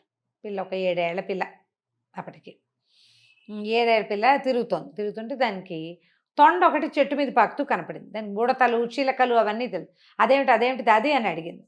అదేం చెప్పిందంటే, దీన్ని తొండ అంటారు, ఇది వరకు కొండలంత ఉండేవిటి అవి, అయితే భూదేవి వీటి బరువుని మొయ్యలేకపోతున్నాను అని బ్రహ్మదేవుడికి మొరపెట్టుకుంది. అందుకని అవి సైజు పెరగకుండా అంతే ఉండేలాగా చేశాడు. పుట్టినప్పుడు ఇంత ఉంటుంది, తర్వాత ఇంత అవుతుంది, అంతే ఉంటుంది. తొండ ముదిరితే ఊసర వెళ్ళి అవుతుంది అంటారు, ఊసర వెళ్ళి కూడా అంత అవ్వదు, అది కూడా అంతే ఉంటుంది అని చెప్పింది. చెప్పేసరికల్లా ఆ తొండని పుచ్చుకుని ఆడుతూ ఉండేది. పుచ్చుకునేది. పిల్లలు చిన్నతనంలో భయమే ఇది కదా. అవునవును. ఏం చేసింది, వాళ్ళ నాన్న మంత్రులు అందరూ కూర్చొని మాట్లాడుకుంటుంటే ఈ తోటలో నుంచి ఓ తొండ పిల్లని పుచ్చుకెళ్ళి ఆ చేతి మీద అటు ఇటు పోతే కిలకిల్లాడుతూ తీసుకెళ్ళి నాన్న ఒళ్ళో పడేసి, ఆ, నాన్న అదాట బల్లి తొండ అవి మీద పడితే కంగారు పడరు, ఆయన లేచా అని కంగారు పడ్డాడు, గోల పెట్టేశాడు. పిల్లడికి అంత చిన్న తొండకి భయపడతాం ఏంటి నాన్న, నీకు ధైర్యం లేదా అంది. ఆయన కొళ్ళు మండిపోయింది, కోపం వచ్చేసింది. కూతురు వచ్చేసరికి అలా కసిరేసాడు పిల్లని. కసిరేస్తే అది నిలదీసింది. ఊరుకోలే పిల్ల, చిన్నది కదా ఇంతే ఉంది, దాన్ని చూసి భయం ఏమిటి అనేసరికల్లా ఆయన చిరాకొచ్చి, తొండ నీ అంత అయ్యాక చేస్తాను నీకు పెళ్ళి అన్నాడు. ఊరికే ఒక ఇరిటేటింగ్గా ఏదో ఒకటి మాటలు, నీ పెళ్ళి అవుతుంది, నీ పెళ్ళి అయితే బుద్ధి వస్తుంది, ఇలా మాట్లాడతారు కదా. అట్లా ఈ వాదనలో తొండ నీ అంత దయ్యాక పిల్లకి నీకు పెళ్లి చేస్తాను అన్నాడు. అనగానే మంత్రులు హాహాకారాలు చేశారు. ఏమిటి మహాప్రభు ఇలా పిల్లని ఇంత మాట అంటారా, తొండ ఎంతే ఉంటుందంటే అది పెరగదు, తొండలు పెరగవు కదా, పిల్ల పిల్లలా ఆపుతాము, పైగా ఏదో చిన్నపిల్ల సరదాగా చేసింది అనేసరికల్లా ఆయన బిగిసిపోయాడు రాజు. నేను అన్న మాట అంటే మాటే, ఫిక్స్ అయిపోయాడు. నేను అన్నాను కాబట్టి అంతే చేస్తాను అన్నాడు. ఈ తొండని కాపలాగా ఏంటి, దాన్ని పెంచండి, అది పెరిగితేనే పిల్లకి పెళ్ళి. అయ్యో రామ. ఇప్పుడు ఈ పిల్ల ఎంత ఉందో తొండ దీనంత అవ్వాలి, అప్పుడే పెళ్లి చేస్తా. అయితే ఏమైంది, అయ్యో దాది ఏడ్చింది. అయ్యో పిల్ల ఇందుకు నీకు పెళ్ళి అవదే అమ్మా అని ఏడిచింది. ఏడిచి ఎందుకు అవదు, తొండ పెరగదు అంది. అనేసరికల్లా బ్రహ్మదేవుడి శాపం, ఆ తొండలు పెరగవమ్మా ఇంతే ఉంటాయి అంటే, సరే బ్రహ్మదేవుడికి దండం పెడతాని రోజు బ్రహ్మదేవుడా నాకు పెళ్ళి అవ్వాలంటే ఈ తొండ పెరగాలి అని దండం పెట్టేది ఆ బొడ్డది. పెడితే పెట్టగా విచిత్రంగా ఈ తొండకి ఏదైనా ప్రాబ్లమో లేకపోతే బ్రహ్మదేవుడే ఇది ఈ పిల్ల మొర విన్నాడో తెలియదు కానీ ఆ తొండ ఇంత పెరిగిపోయింది. అది పెరిగేసరికల్లా బాగా పెద్దదైంది, తొండ పెద్దదైపోయింది, పిల్ల పెద్దదైంది. పిల్లకు 15-14 ఏళ్ళు వచ్చాయి. 14 ఏళ్ళు వస్తే పెళ్లి చేస్తారు కదా, 15 ఏళ్ళు వస్తే అబ్బో పిల్ల పెద్దదైపోయినట్టు. సరే అక్కడి నుంచి మంత్రులంతా చూసుకుని, మహాప్రభు అమ్మాయికి స్వయంవరమో కళ్యాణపు పత్రికలు పంపటమో చేయొచ్చు, తొండ బాగా పెద్దదైందండి అన్నారు. అనేసరికల్లా రాజుగారికి ఆయన అనేసాడు కానీ ఒక 6 నెలలు పోయేసరికి ఆయనకే దిగులు పుట్టింది. అయ్యో పిల్లకి పెళ్లి కాదు ఎట్లాగరా దేవుడా అని. కొంచెం తొండ పెరుగుతుంటే సంతోషపడ్డాడు. ఇంత మటుకు వచ్చాక ఏమన్నాడు, సరే ఆ తొండని చప్పి దాని గుండెని చీల్చండి, గుండెని తీసి బయట పెట్టండి, అది ఏ జంతువు గుండో ఎవడు చెప్తాడో వాడికిచ్చి నా పిల్లనిచ్చి పెళ్లి చేస్తా. తొండ గుండెకాయని తొండది అని ఎలా గుర్తిస్తారు, దిక్కుమాలిన ఇది కదా పిచ్చిరాజు. పిచ్చిరాజు. అక్కడి నుంచి ఏం చేశారు, ఈవిడ మళ్ళీ బెంగపెట్టుకుంది దాది. అయ్యో ఇలా కుదురుతుంది, తప్పు, ఇది చేయలేరు. సరే ఏమనుకుంది చూద్దాం, ఆలోచిద్దాం అనుకుంది. తొండని చంపేశారు. చంపేసి దాని గుండె చీల్చి దాని గుండెకాయను ఒక గాజు పెట్టెలో భద్రం చేశారు చెడిపోకుండా. అక్కడి నుంచి దేశాల రాజకుమారులకి కబుర్లు వెళ్ళినాయి. వచ్చిన రాజకుమారులు అందరూ సూపర్లు. ఈ మన దాది ఒక్కోడిని రాజకుమారిని అట్లా చూసొచ్చి, చిలకలగుట్ట రాజకుమారుడు ఎంతో బాగున్నాడు, మన ఇందుకి సరైన జోడి అని అనుకుని తనకి అంతఃపురంలో పనిచేసేందుకు 4 గూని వాళ్ళు ఉన్నారు. అంతఃపురంలో ఆడపిల్లలు ఉండే చోట తృతీయ ప్రకృతుల్ని కానీ అవును గూని అవిటి అలాంటి వాళ్ళని కానీ అవయవ లోపాలు ఉన్న వాళ్ళని, కళ్ళు సరిగ్గా కనపడని వాళ్ళని, తేలిగ్గా పనిచేయగల అలా పెట్టుకునేవాళ్ళు.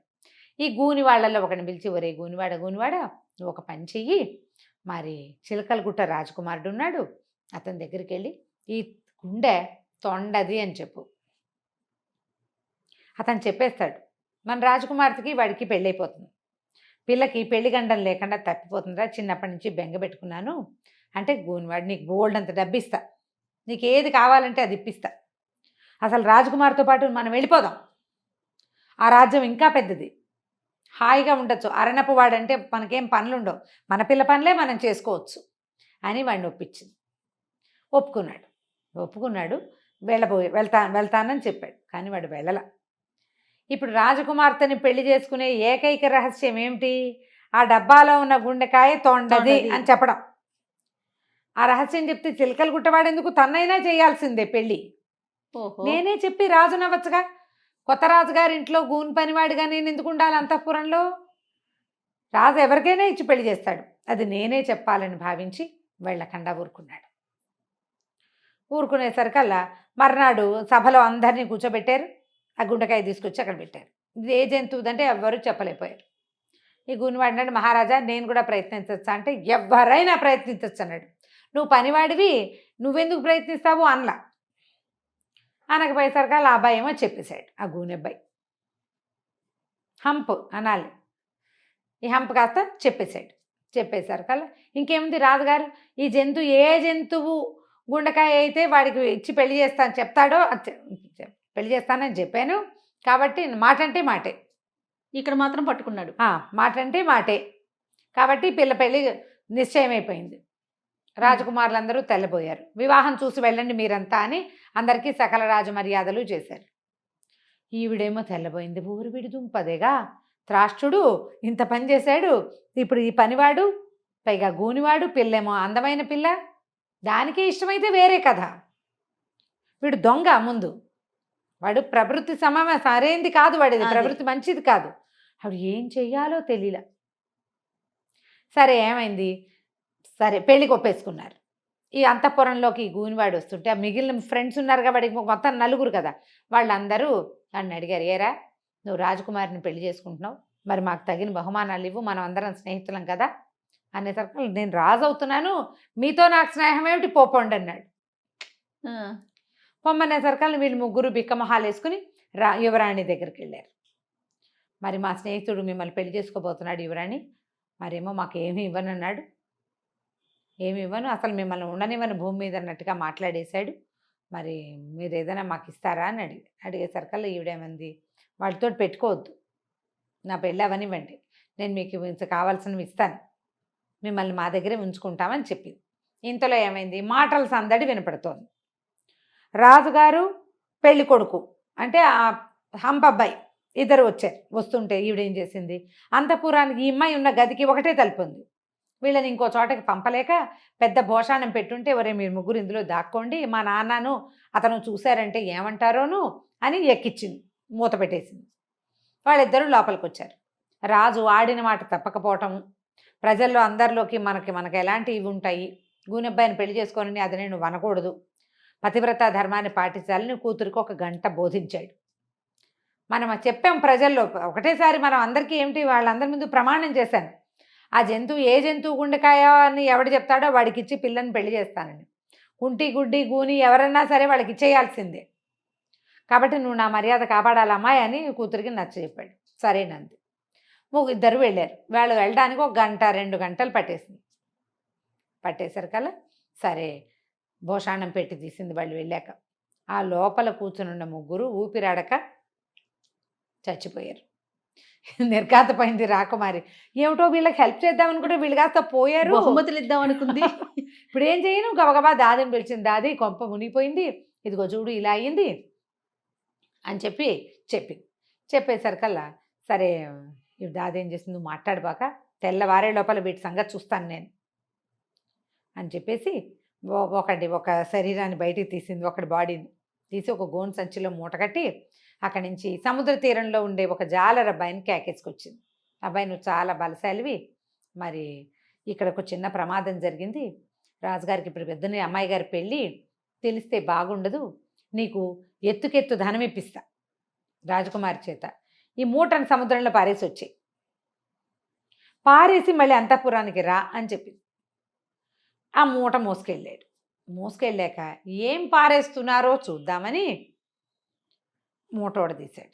లోపల ఒక గూని అబ్బాయి కనపడ్డాడు. రాత్రిపూట కదా, ఒక వ్యక్తి వాడు గూనిగా తెలుస్తోంది. సరే మూట కట్టి పారేసేసాడు. అంతఃపురానికి వచ్చాడు. అక్కడ మళ్ళీ ఇంకో మూట కనపడింది. పారేసిన మూట మళ్ళీ వచ్చింది, ఏంటబ్బా విచిత్రం అనుకుని రెండోది కూడా పట్టుకెళ్ళాడు. అప్పుడు దాది ఏం మాట్లాడలా, ప్లాన్ అది. అదే అక్కడి నుంచి వాడు పారేసి మళ్ళీ వచ్చాడు అంతఃపురం. మళ్ళీ కనపడింది మూడో మూట. ముగ్గురు కదా, మూడో మూట. ఓరి గూని మీదవా, నేను నిన్ను పారేస్తే మళ్ళీ వస్తున్నావు, ఎట్లాగురా నీ సంగతి అని చెప్పేసి మళ్ళీ తీసుకెళ్ళి మూటను పారేశాడు. 4వ సారి వెనక్కి వచ్చాడు. వచ్చేసరికి పెళ్లి కుమారుడు ఉన్నాడు కదా, ఈయన ఏం చేస్తున్నాడు, అప్పుడే మెట్లెక్కుతున్నాడు. మెట్లెక్కుతుంటే ఈ బలాఢ్యుడైన జాలర్ అబ్బాయి ఏమనుకున్నాడు, హౌరవురా 3 సార్లు మూట కట్టి పారేసిన మంచి బట్టలు వేసుకుని వెళ్తున్నాడు మళ్ళీ గూని మీదవా వీడి సంగతి చెప్పాలని ఏం చేశాడు వెనక నుంచి అధాటన కొట్టాడు ఒక్క దెబ్బ. వాళ్ళు చంపితే చావట్లా, నువ్వు నా చేతి దెబ్బకి చావకేం చేస్తావు, నేను ఆంజనేయ స్వామి భక్తుణ్ణి అని చెప్పి నా ఫటాఫటా కొట్టేశాడు. కొట్టేసరికల్లా అయిపోయింది. పక్క నుంచి చూస్తోంది కొట్టడం. ఏమిట్రా నాయన ఇంత పని చేసావు అనేసరికల్లా కాదు బామ్మ అది నేను 3 సార్లు పడేశాను మళ్ళీ వచ్చాడు, వీడి సంగతి చెప్దామని నేనే కొట్టాను, నీ వల్ల కావట్లేదు, వాడు వచ్చేస్తున్నాడు, పట్టు సంచి పట్టరా వీడిని కట్టేద్దాను. కట్టేసి తీసిపోయాడు. పడేసి ఈసారి వచ్చాక ఏమీ లేదు. ఇప్పుడు 4 బాడీలు వాడు పారేశాడు, కానీ వాడు పారేసింది ఏమిటి ఒకటే అని వాడి భావన. ఓహో ఇప్పటికీ కూడా మరి అంతేగా, అదే వాళ్ళు నలుగురని వాడికి ఏం తెలుసు. అక్కడి నుంచి వాడికి డబ్బులు ఇచ్చి పంపేశారు. తెల్లవారింది, పెళ్లి కొడుకు రాల, లేడు పెళ్లి కొడుకు. మొత్తం అంతా వెతికిచ్చారు ఏమైపోయాడు అని. ఏమైపోయాడు అని వెతుక్కున్నారు. వెతుక్కుంటే దాది ఏం చెప్పిందంటే, మీరు ఆ బాయికి ఇద్దామనుకున్నారు, వాడు ఆనందంతో ఎగిరి రాత్రి మద్యం తాగాడు, మెట్లు జారి పడిపోయాడండి, పుసుక్కుని పోయాడు, వాడి ప్రాణం ఎంత. పెళ్ళైతే చేద్దామనుకున్నాం కానీ అప్రదిష్ట మనమే ఏదో చేశామనుకుంటారని నేను సముద్రంలో పారేయించాను, కాబట్టి వేరే పెళ్లి కొడుకు ఇచ్చి పెళ్లి చేస్తున్నామని చెప్పేద్దాము, అతనే వద్దన్నాడని ఒక ఉత్తరం రాసుకుందాం మనమే. నాకు తెలిసిన విషయం చెప్పాను కానీ రాజకుమారిని పెళ్లి చేసుకునే ఉద్దేశం లేదు, అమ్మాయిని అనురూపమైన వరుడికి ఇచ్చి పెళ్లి చేయండి, ఇది నా అనుమతి, పోటీలో గెలిచిన వాడిగా ఇది నా అనుమతి అని ఉత్తరం రాయించి ఇగో పెళ్లి కొడుకే రాశాడు అని చెప్పి చూపించేశారు. అదే కదా. అక్కడి నుంచి చిలకలగుట్ట రాజకుమారుడు మన ఇందుకు సరిపోతాడండి, ఆ పిల్లాడికి ఇచ్చి పెళ్లి చేసేయండి అని వాళ్ళు ఒప్పుకున్నారు. అమ్మాయికి నచ్చిన వాడికి ఇచ్చి పెళ్లి చేయాలని.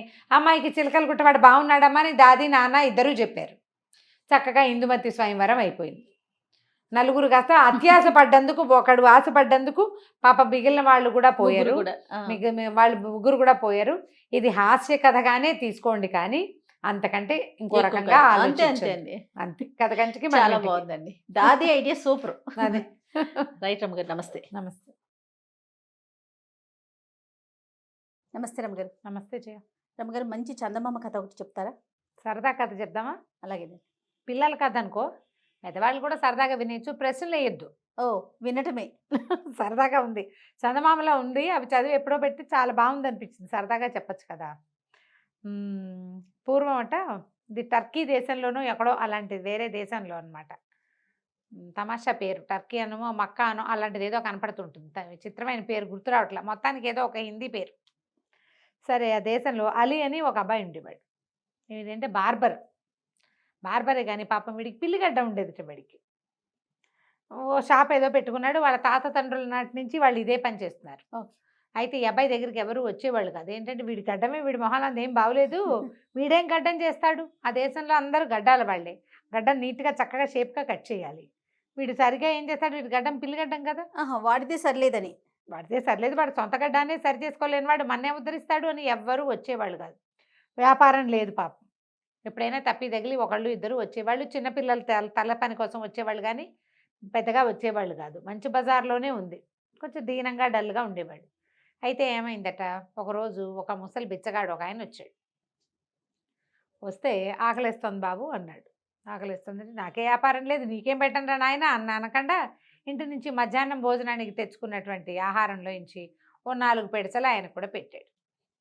పెట్టిన తర్వాత ఆ కుర్చీ మీద వేసే తువ్వాలు ఒకటి ఉంటే, తాత పైగుడ్డ ఏమీ లేకుండా చలి రోజులు ఇది తీసుకో అని ఓ తువ్వాలు కూడా పైన ఉన్న కుర్చీ మీద వేసే తువ్వాలని ఆ ముసలాయన, మనకేం పని ఎవడు రావట్లేదు పోన్లే ముసలివాడు అని చెప్పి ఇచ్చాడు. ఇచ్చేసరికి నేను సంతోషించాట బిచ్చగాడు. భగవంతుడు నీకు మేలు చేస్తాడు, నువ్వు చాలా బుద్ధిమంతుడుగా ఉన్నావురా, నీకు ఏదైనా కోరితే తీర్చడానికి ఒక వస్తువు ఇస్తాను నీకని ఒక ఇంత చిన్న గిన్నె లాంటిది ఇచ్చాడు. అది 3-4 చోట్ల పగుళ్ళు ఉన్నటువంటి ఒక మట్టి బొచ్చె. ఇది మామూలుది కాదురా, నువ్వు కోరిన ప్రతి కోరికని తీరుస్తుంది, ఇది కోరిన కోరికలు తీరుస్తుంది, కోరుకోవటమే కానీ నీ కోరికే తీరుస్తుంది, ఎవరి కోసమైనా అయితే ఇచ్చేయదు. ఓహో అన్నాడు. అంటే పక్కపక్క నవ్వొచ్చింది, ఏదో బిచ్చగాడు ఇస్తున్నాడులే అని తీసుకున్నాడు, ఓ పక్కన పడేశాడు. సరే, సాయంకాలం కాస్త చల్లబడ్డాక ఇంటికి వెళ్దాం అనుకుని చూసి అవి ఏమిటి పాత్ర, దీని నిండా అతుకులు బొంతలాగా ఉంది, ఇది ఇందులో ఏమవుతుంది, ఏమిటో చెప్పాడు, నా బొంద అవుతుంది అని అనుకుంటూ ఏం చేశాడు, ఓ పక్కన పెట్టి దాంట్లో కాసి నీళ్లు పోసాడు. కనీసం నీళ్లు పోసుకునే పాత్రగా అయినా యూజ్ అవుతుంది కదా. ఈ గడ్డం చేసేటప్పుడు నీళ్ళు అవసరం వస్తాయిగా. ఆ నీళ్ళు పోసాడు. పోసేసరికి అలా నీళ్లు పోయింగానే అందులో ఎంచి బుగ బుగ బుగమని బుడగలాగా పొగొచ్చేసి అంటే ఉడుకుతున్న లాంటిది పొగ వచ్చేసి ఆ పొగలో నుంచి ఒక మొహం వచ్చింది బయటికి. వాడు సింహపు తల, కోరలు, అదే కొమ్ములు, కోరలు, ఏదో విచిత్రమైన తోక, ఒక చాలా విచిత్రమైన ఒక స్వరూపం వచ్చింది. ఏం కావాలరా అబ్బి నీకు అని ఆశ్చర్యపడి, ఇదేంటి ఇది నా కోరిక తీరుస్తుందా అని ఆశ్చర్యపడి బాగా ఆలోచించాడు. మనకేం కావాలి అని. ఏం కోరుకుంటారు జనరల్గా? డబ్బు, నగలు, ఇల్లు కదా. వీడికి ఆ తెలివి లేదు. ఆ. నా గడ్డం సరిలేకపోవటం వల్ల కదా నాకు వ్యాపారం లేదు, అందుకని పిల్లిగడ్డం పోయి మంచి అందమైన 3 గడ్డం వచ్చేలాగా చేయమన్నాడు. అలాగే అన్నాడు. చీకటి పడిపోయింది, చుట్టుపక్కల వాళ్ళు ఎవరు లేరు. సరే అని వాడు కాస్త అందులోకి వెళ్ళిపోయాడు. ఆ విచిత్రాకారం వాడు. వీడికి ఇంత 3 గడ్డం నల్లగా నిగనిగలాడుతూ మెరిసిపోతూ ఎంత బాగుందో. చుట్టుపక్కల వాళ్ళు తెల్లారే చూసి వీడిని ఆశ్చర్యం, ఇదేంటి రాత్రికి రాత్రి ఎలా మొలిచింది గడ్డం, అదేంటో మంచి షేప్లో ఉంది, చాలా అందమైన గడ్డం కదా. అక్కడి నుంచి చుట్టుపక్కల వాళ్ళంతా చేరారు, మాకు కూడా గడ్డం నీలాంటి షేప్లో చెయ్యాలి. పోనీ 6 నెలలు గడిచినాయి, అందరూ అదే షేప్లో గడ్డాలు చేస్తున్నారు. తర్వాత బోర్ కొట్టింది, జనం రావడం మానేశారు. వీడికి అది ఒకటే వచ్చు, తన గడ్డంలా చేయడమే వచ్చు. మానేసేసరికి సరే ఏమనుకున్నాడు, మళ్ళీ ఏదైనా చేయాలి. వాళ్ళంత వ్యాపారం రోజంతా బిజీగా ఉండేవాడు. సడన్గా స్లో అయిపోయింది వ్యాపారం. మళ్ళీ ఆ సతగిన్నెలో నీళ్ళు పోసాడు, ఆ మట్టి గిన్నెలో పోస్తే మళ్ళీ వచ్చింది ఆకారం. ఏం కావాలి అని, నాకు ఇంకా కొంచెం పొడుగు వెండి వెంట్రుకలు ఉన్న గడ్డాన్ని, వెండి గడ్డం. ఆ గడ్డాన్ని మాత్రం వదలడు. వాడికి అదే తెలుసు పాపం. సరే అక్కడి నుంచి ఏమైంది, సరేనన్నాడు. ఇంకో 2 పొడుగు మోకాళ్ళ దాకా ఉండే గడ్డం ఇంత పొడుగునా, దాని నిండా ఏమో వెండి వెంట్రుకలు, జల్తారు వెంట్రుకల్లాగా చక్కగా మెరిసిపోతున్న వెంట్రుకలు. దాంతో చుట్టుపక్కల జనాలంతా ఆశ్చర్యపోయి, ఓరిని వీడి గడ్డం ఎంత అందంగా ఉందో, ఎంత బాగుందో. మళ్ళీ స్టార్ట్. జనం అంతా వచ్చేవాళ్ళు. ఏం చేసావు అంటే ఏదో చేశా, అది ఎప్పుడు సక్సెస్ అవుతుంది, చాలా రోజుల నుంచి చేస్తున్నా, సడన్గా సక్సెస్ అయింది. మళ్ళీ జనం అంతా వీడి గడ్డం సౌందర్యం చూడడానికైనా వీడి దగ్గరికి వస్తున్నారు. పైగా ఫలానా వాడితో, వెండి గడ్డం ఉన్నవాడితో గడ్డం చేయించుకున్నామంటే గొప్ప. మళ్ళీ జనాలు ఫుల్గా వచ్చారు. ఈ వార్త రాజుగారికి కూడా తెలిసింది, నవాబుకు కూడా. నవాబు సంతోషించాడు. మన రాజ్యంలో ఒక వెండి గడ్డం వాడు ఉన్నాడంటే ఎంత గొప్ప, చాలా గొప్ప. అయితే ఏమైంది, వాడు ఎవడికో వెండి గడ్డం ఉందని, వాడి గడ్డం మహా అందంగా ఉందని, వాడు బ్యూటిఫుల్గా ఉన్నాడని చెప్పుకుంటున్నారు. నవాబు గారు అమ్మాయి, నాన్న అలా ప్రత్యేకంగా వెండి గడ్డం ఉన్నవాడిని పెళ్లి చేసుకుంటానంది. శభాష్ అనేసరికి నాన్న అన్నాడు, డాబాగా వెండి గడ్డం ఏమిటమ్మా, నీకు బంగారు గడ్డం ఉన్న పెళ్లి కొడుకుని తెస్తానన్నాడు. ఈ మాటలు అక్కడ ఎవరో బట్టలు ఉతుకుతున్నవాడు ఒకడు విని, వీడికి చెప్పి బంగారు గడ్డం ఉన్నవాడికి రాజుగారు అమ్మాయి నుంచి పెళ్లి చేస్తారా, నీకు వెండి గడ్డం ఉంది, ట్రై చేయి దానికోసం కూడా అనగానే వీడు ఇదే సందు అదే సందని మళ్ళీ ఆ పాత్రలో నీళ్లు పోసి ఆ విచిత్ర వేషధారిని పిలిపించుకున్నాడు. బంగారు గడ్డం కావాలి నాకు అని. బాగానే ఉందిగా. అక్కడి నుంచి బంగారు గడ్డం మూలవంగానే వెళ్ళాడు రాజుగారి దగ్గరికి. బంగారు గడ్డం ఉన్నవాడికి మీ అమ్మాయిని ఇచ్చి చేస్తామన్నట్ట నవాబు గారు, కాబట్టి యువరాణిని ఇచ్చి నాకు పెళ్లి చేయండి. సరే మరి ఒప్పుకున్నాడుగా. కూతురు కూడా వెంటనే ఊబలాట పడింది. బంగారు గడ్డం వాడికి ఇస్తానన్నావు నాన్న, నీ కోరిక తీరింది, ప్రత్యేకమైన వాడిని చేసుకోవాలని నా కోరిక కూడా తీరిపోతుంది, కాబట్టి పెళ్లి చేసేది. ఊళ్ళో వాళ్ళంతా అవును అవును అన్నారు. పెళ్లి చేసేసారు. పెళ్లి చేసేసారు. హాయిగా ఉన్నాడు నవాబు గారు కూతురుతోటి. కొద్ది రోజులు గడిచేసరికి రాజుగారు కనిపించింది, ఇంత అపురూపమైన గడ్డం అల్లుడికే ఉండటమేమిటి, నాకు కూడా ఉండాలి కదా. అయితే ఏం చేశాడు, రాజు అలీని పిలిచి, అబ్బాయి అల్లుడు గారు మీరేం చేస్తారో నాకు తెలియదు, తెల్లవారేసరికి బంగారపు గడ్డం కావాలి నాకు, మీకు ఎలా వచ్చిందో నాకు అలా తెప్పించమన్నాడు. ఇది ఎక్కడ తగలాటం వచ్చిందిరా దేవుడా అని వీడేం చేశాడు, స్నానాలు గదిలో, అది రాజుగారి ఇల్లు, తను ఏది పడితే చేయటానికి వీళ్ళే, తన సామాన్లతో పాటే జాగ్రత్తగా ఈ పాత్రను తెచ్చుకున్నాడు. సామాన్లు తెచ్చుకున్నాడు కదా, తెచ్చుకుని ఏం చేశాడు, స్నానాల గదిలోకి వెళ్ళి అందులో నీళ్లు పోసాడు. అక్కడ నీళ్లు పోయడానికి తన ఇంట్లో లాగా పక్కనే ఏమి అవకాశాలు ఉంటాయి, పొట్టి బాత్రూంలోనే స్నానాల గదిలోనే నీళ్లు ఉంటాయి. నీళ్ళు అందులో పోసేసరికి విచిత్ర వేషధారి మళ్ళీ వచ్చాడు. అర్జెంటుగా మా మామగారైన నవాబు గారికి బంగారు గడ్డం తెప్పించమన్నాడు. తెప్పించమంటే నీకేమైనా కావాలంటే చేస్తా కానీ వాడెవడికో నేను చేయను అన్నాడు. ఎంత బతిమలాడినా వాడు ఒప్పుకోవాలి. నీకు ఏం కావాలంటే అది ఇస్తా, అదే నా ఆజ్ఞ, నాకున్నది, నువ్వు మీ మామగారికి చేయమంటే చేయను అనే సర్కల్ ఇంకేం చేస్తాడు, ఒళ్ళు మండిపోయింది. నీళ్ళు బారబోసేసి ఆ గిన్నె అక్కడ వారేసి వెళ్ళిపోయాడు. ఇప్పుడు ఏం చేయాలి, రాజుగారు ఏం చేస్తాడు అని. ఇంతలో ఏమైంది, సాయంకాలం వేళ మొహం కడుక్కోవడానికి యువరాణి గారు స్నానసారిలోకి వచ్చింది. వచ్చి ఇదేంటి పాత చట్టలు పడ్డ దిక్కుమాల గిన్నె ఎక్కడి నుంచి వచ్చింది, మట్టి గిన్నె, దీని నిండా అతుకులు, ముష్టి గిన్నెని ఆవిడేం చేసింది, అటు పక్క నుంచి విసిరేసింది స్నానాల గదిలోంచి బయటికి. ఈ అలీకి ఎప్పుడైతే భార్య స్నానాల శాలలోకి వెళ్ళిందో వెంటనే తట్టింది. అమ్మో నా పాత్ర అని పరిగెత్తాడు. బయటికి విసిరేస్తుందని తెలిసి అర్థమైంది ఇతనికి.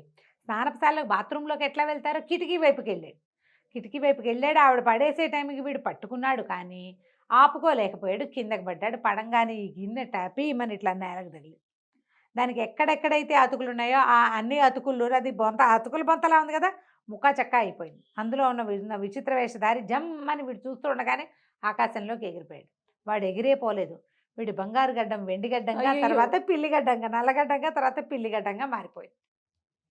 టకటకా చూస్తుండగానే బంగారం వెండి అయింది, వెండి నలుపైంది, నలుపు కాస్త పిల్లిగడ్డమైంది. ఇంక ఇప్పుడు ఏం చేయాలి? ఏం చేయలేక పరిగెత్తుకుంటూ వెళ్ళిపోయాడు తన పాత కొట్టు దగ్గరికి. వెళ్ళిపోయి వాటి మీద మంచి రాజుగారి అల్లుడు అవటం వల్ల మంచి బట్టలు, జలతార దుస్తులు, గబగబా బట్టలు విప్పేసేసి చుట్ట చుట్టి గదిలో ఒక మూలకు పారేసాడు. తనదే ఏదో చిన్న గావంచాలంటే ఒక చొక్కా, ఒక నడువు కట్టుకునేది ఓ చొక్కా వేసేసుకుని కామ్గా కూర్చున్నాడు. వాడి పిల్లిగడ్డం సేమ్ డిటో. చుట్టుపక్కల వాళ్ళంతా ఏరా అలీ గడ్డం అంతా పోయిందా, మళ్ళీ మామూలుగా చేరావా అని అందరూ పలకరించారు. అయినా కూడా వాడు ఇంతకాలం ఇప్పుడు సంవత్సరం 2 ఏళ్ళుగా మంచిగా గడ్డాలు చేసి పేరు తెచ్చుకున్నాడుగా. పెద్ద వ్యాపారం కాకపోయినా సుమారైన వ్యాపారం నడవటం మొదలుపెట్టింది. రాజుగారు అల్లుడు ఏమైపోయాడో అని అందరూ వెతుకుతూనే ఉన్నారు. ఆ అల్లుడు వీళ్ళకి దొరకల. ఓహో. రాజుగారు ఆ దారింటి వెళ్తూ వీడికే ఇది వరకు బంగారపు గడ్డ ఉండేది, ఈ కొట్టులోనే ఉండేవాడు మా అల్లుడు, ఏమయ్యాడో అని రోజు చూసేవాడు, కానీ ఇక్కడ ఉన్న పిల్లిగడ్డం వాడే తన అల్లుడని ఆయన ఎప్పటికీ గుర్తుపట్ల. కొంతకాలం చూశాక రాణిగా అమ్మాయికి ఇంకో వివాహం చేశారు. వీడు మాత్రం కొన్నాళ్ళు రాజుగారు అల్లుడు అయ్యాం చాలే మన బతుకని మాట్లాడకుండా పోతున్నాడు. విషయం తెలిస్తే కష్టం కదా. అవును, బాగుంది కదా. చాలా బాగుందండి, చాలా ఫన్నీగా కూడా ఉంది. ఫన్నీ స్టోరీ కదా. అవును, పిల్లలకి చెప్పాలి. తప్పకుండా అండి. నమస్తే రమ్మగారు. నమస్తే జయ. నమస్తే రమగారు. నమస్తే జయ. రమగారు, చందమామ కథ ఏదైనా చెప్తారా? ప్రయాణంలో తోడు చెప్తాం. అవసరం అంటున్నారా, అవసరం లేదంటున్నారా? చాలా కావాలి కదా. అవునండి, ప్రయాణాల్లో తోడు కావాలి. నేను అమెరికా వెళ్ళే అవకాశం ఒకటి వస్తే ఎవరు తోడు లేరని మానేశాను నేను. అవునా? నాకు చెప్పద్దు రమగారు, నేను వచ్చేసేదాన్ని.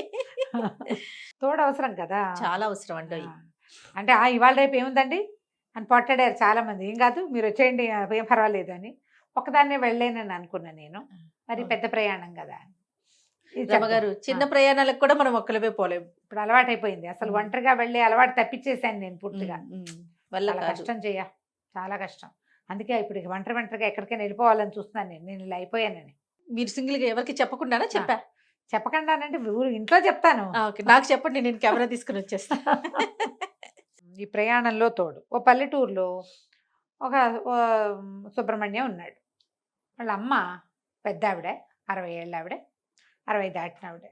పక్క ఊళ్ళో ఉన్న కూతురికి కొంచెం ఒళ్ళు తరచుగా జ్వరం వస్తుందని ఎవరో ఎవరి ద్వారానో కబురు తెలుసుకున్నాడు.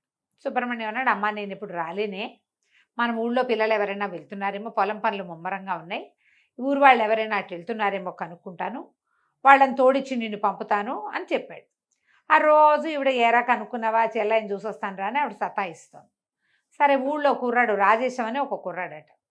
వాడు ఆ పక్క ఊరు, ఒక రోజు ప్రయాణం ఉంది. ఓకే, నడిచి వెళ్ళాలి, అడవి దారి పడి వెళ్ళాలన్నమాట. ఆ కుర్రాడిని అడిగితే ఆ కుర్రాడు ఊరు వెళ్తున్నాను అన్నాడు. అనగానే మా అమ్మని తీసుకెళ్ళి మా అమ్మకు తోడు వెళ్ళని అడిగాడు. నీకు పెద్దగా ముసలాళ్ళతో వెళ్ళటం ఇష్టం లేదు అబ్బా, బోరు కొడతారు వాళ్ళు, పెద్దవాళ్ళు భలే బోరు కొడతారు కదా, వద్దనుకున్నాడు. కానీ తప్పల, ఎందుకంటే ఈయన ఎప్పుడు వాళ్ళ పొలంలో మామిడి పళ్ళు అవి ఇస్తాడు, వాళ్ళ అమ్మ నాన్న ఊరుకోరు, పెద్దవాడిని తీసుకెళ్ళకపోతే ఎట్లారా అంటారు.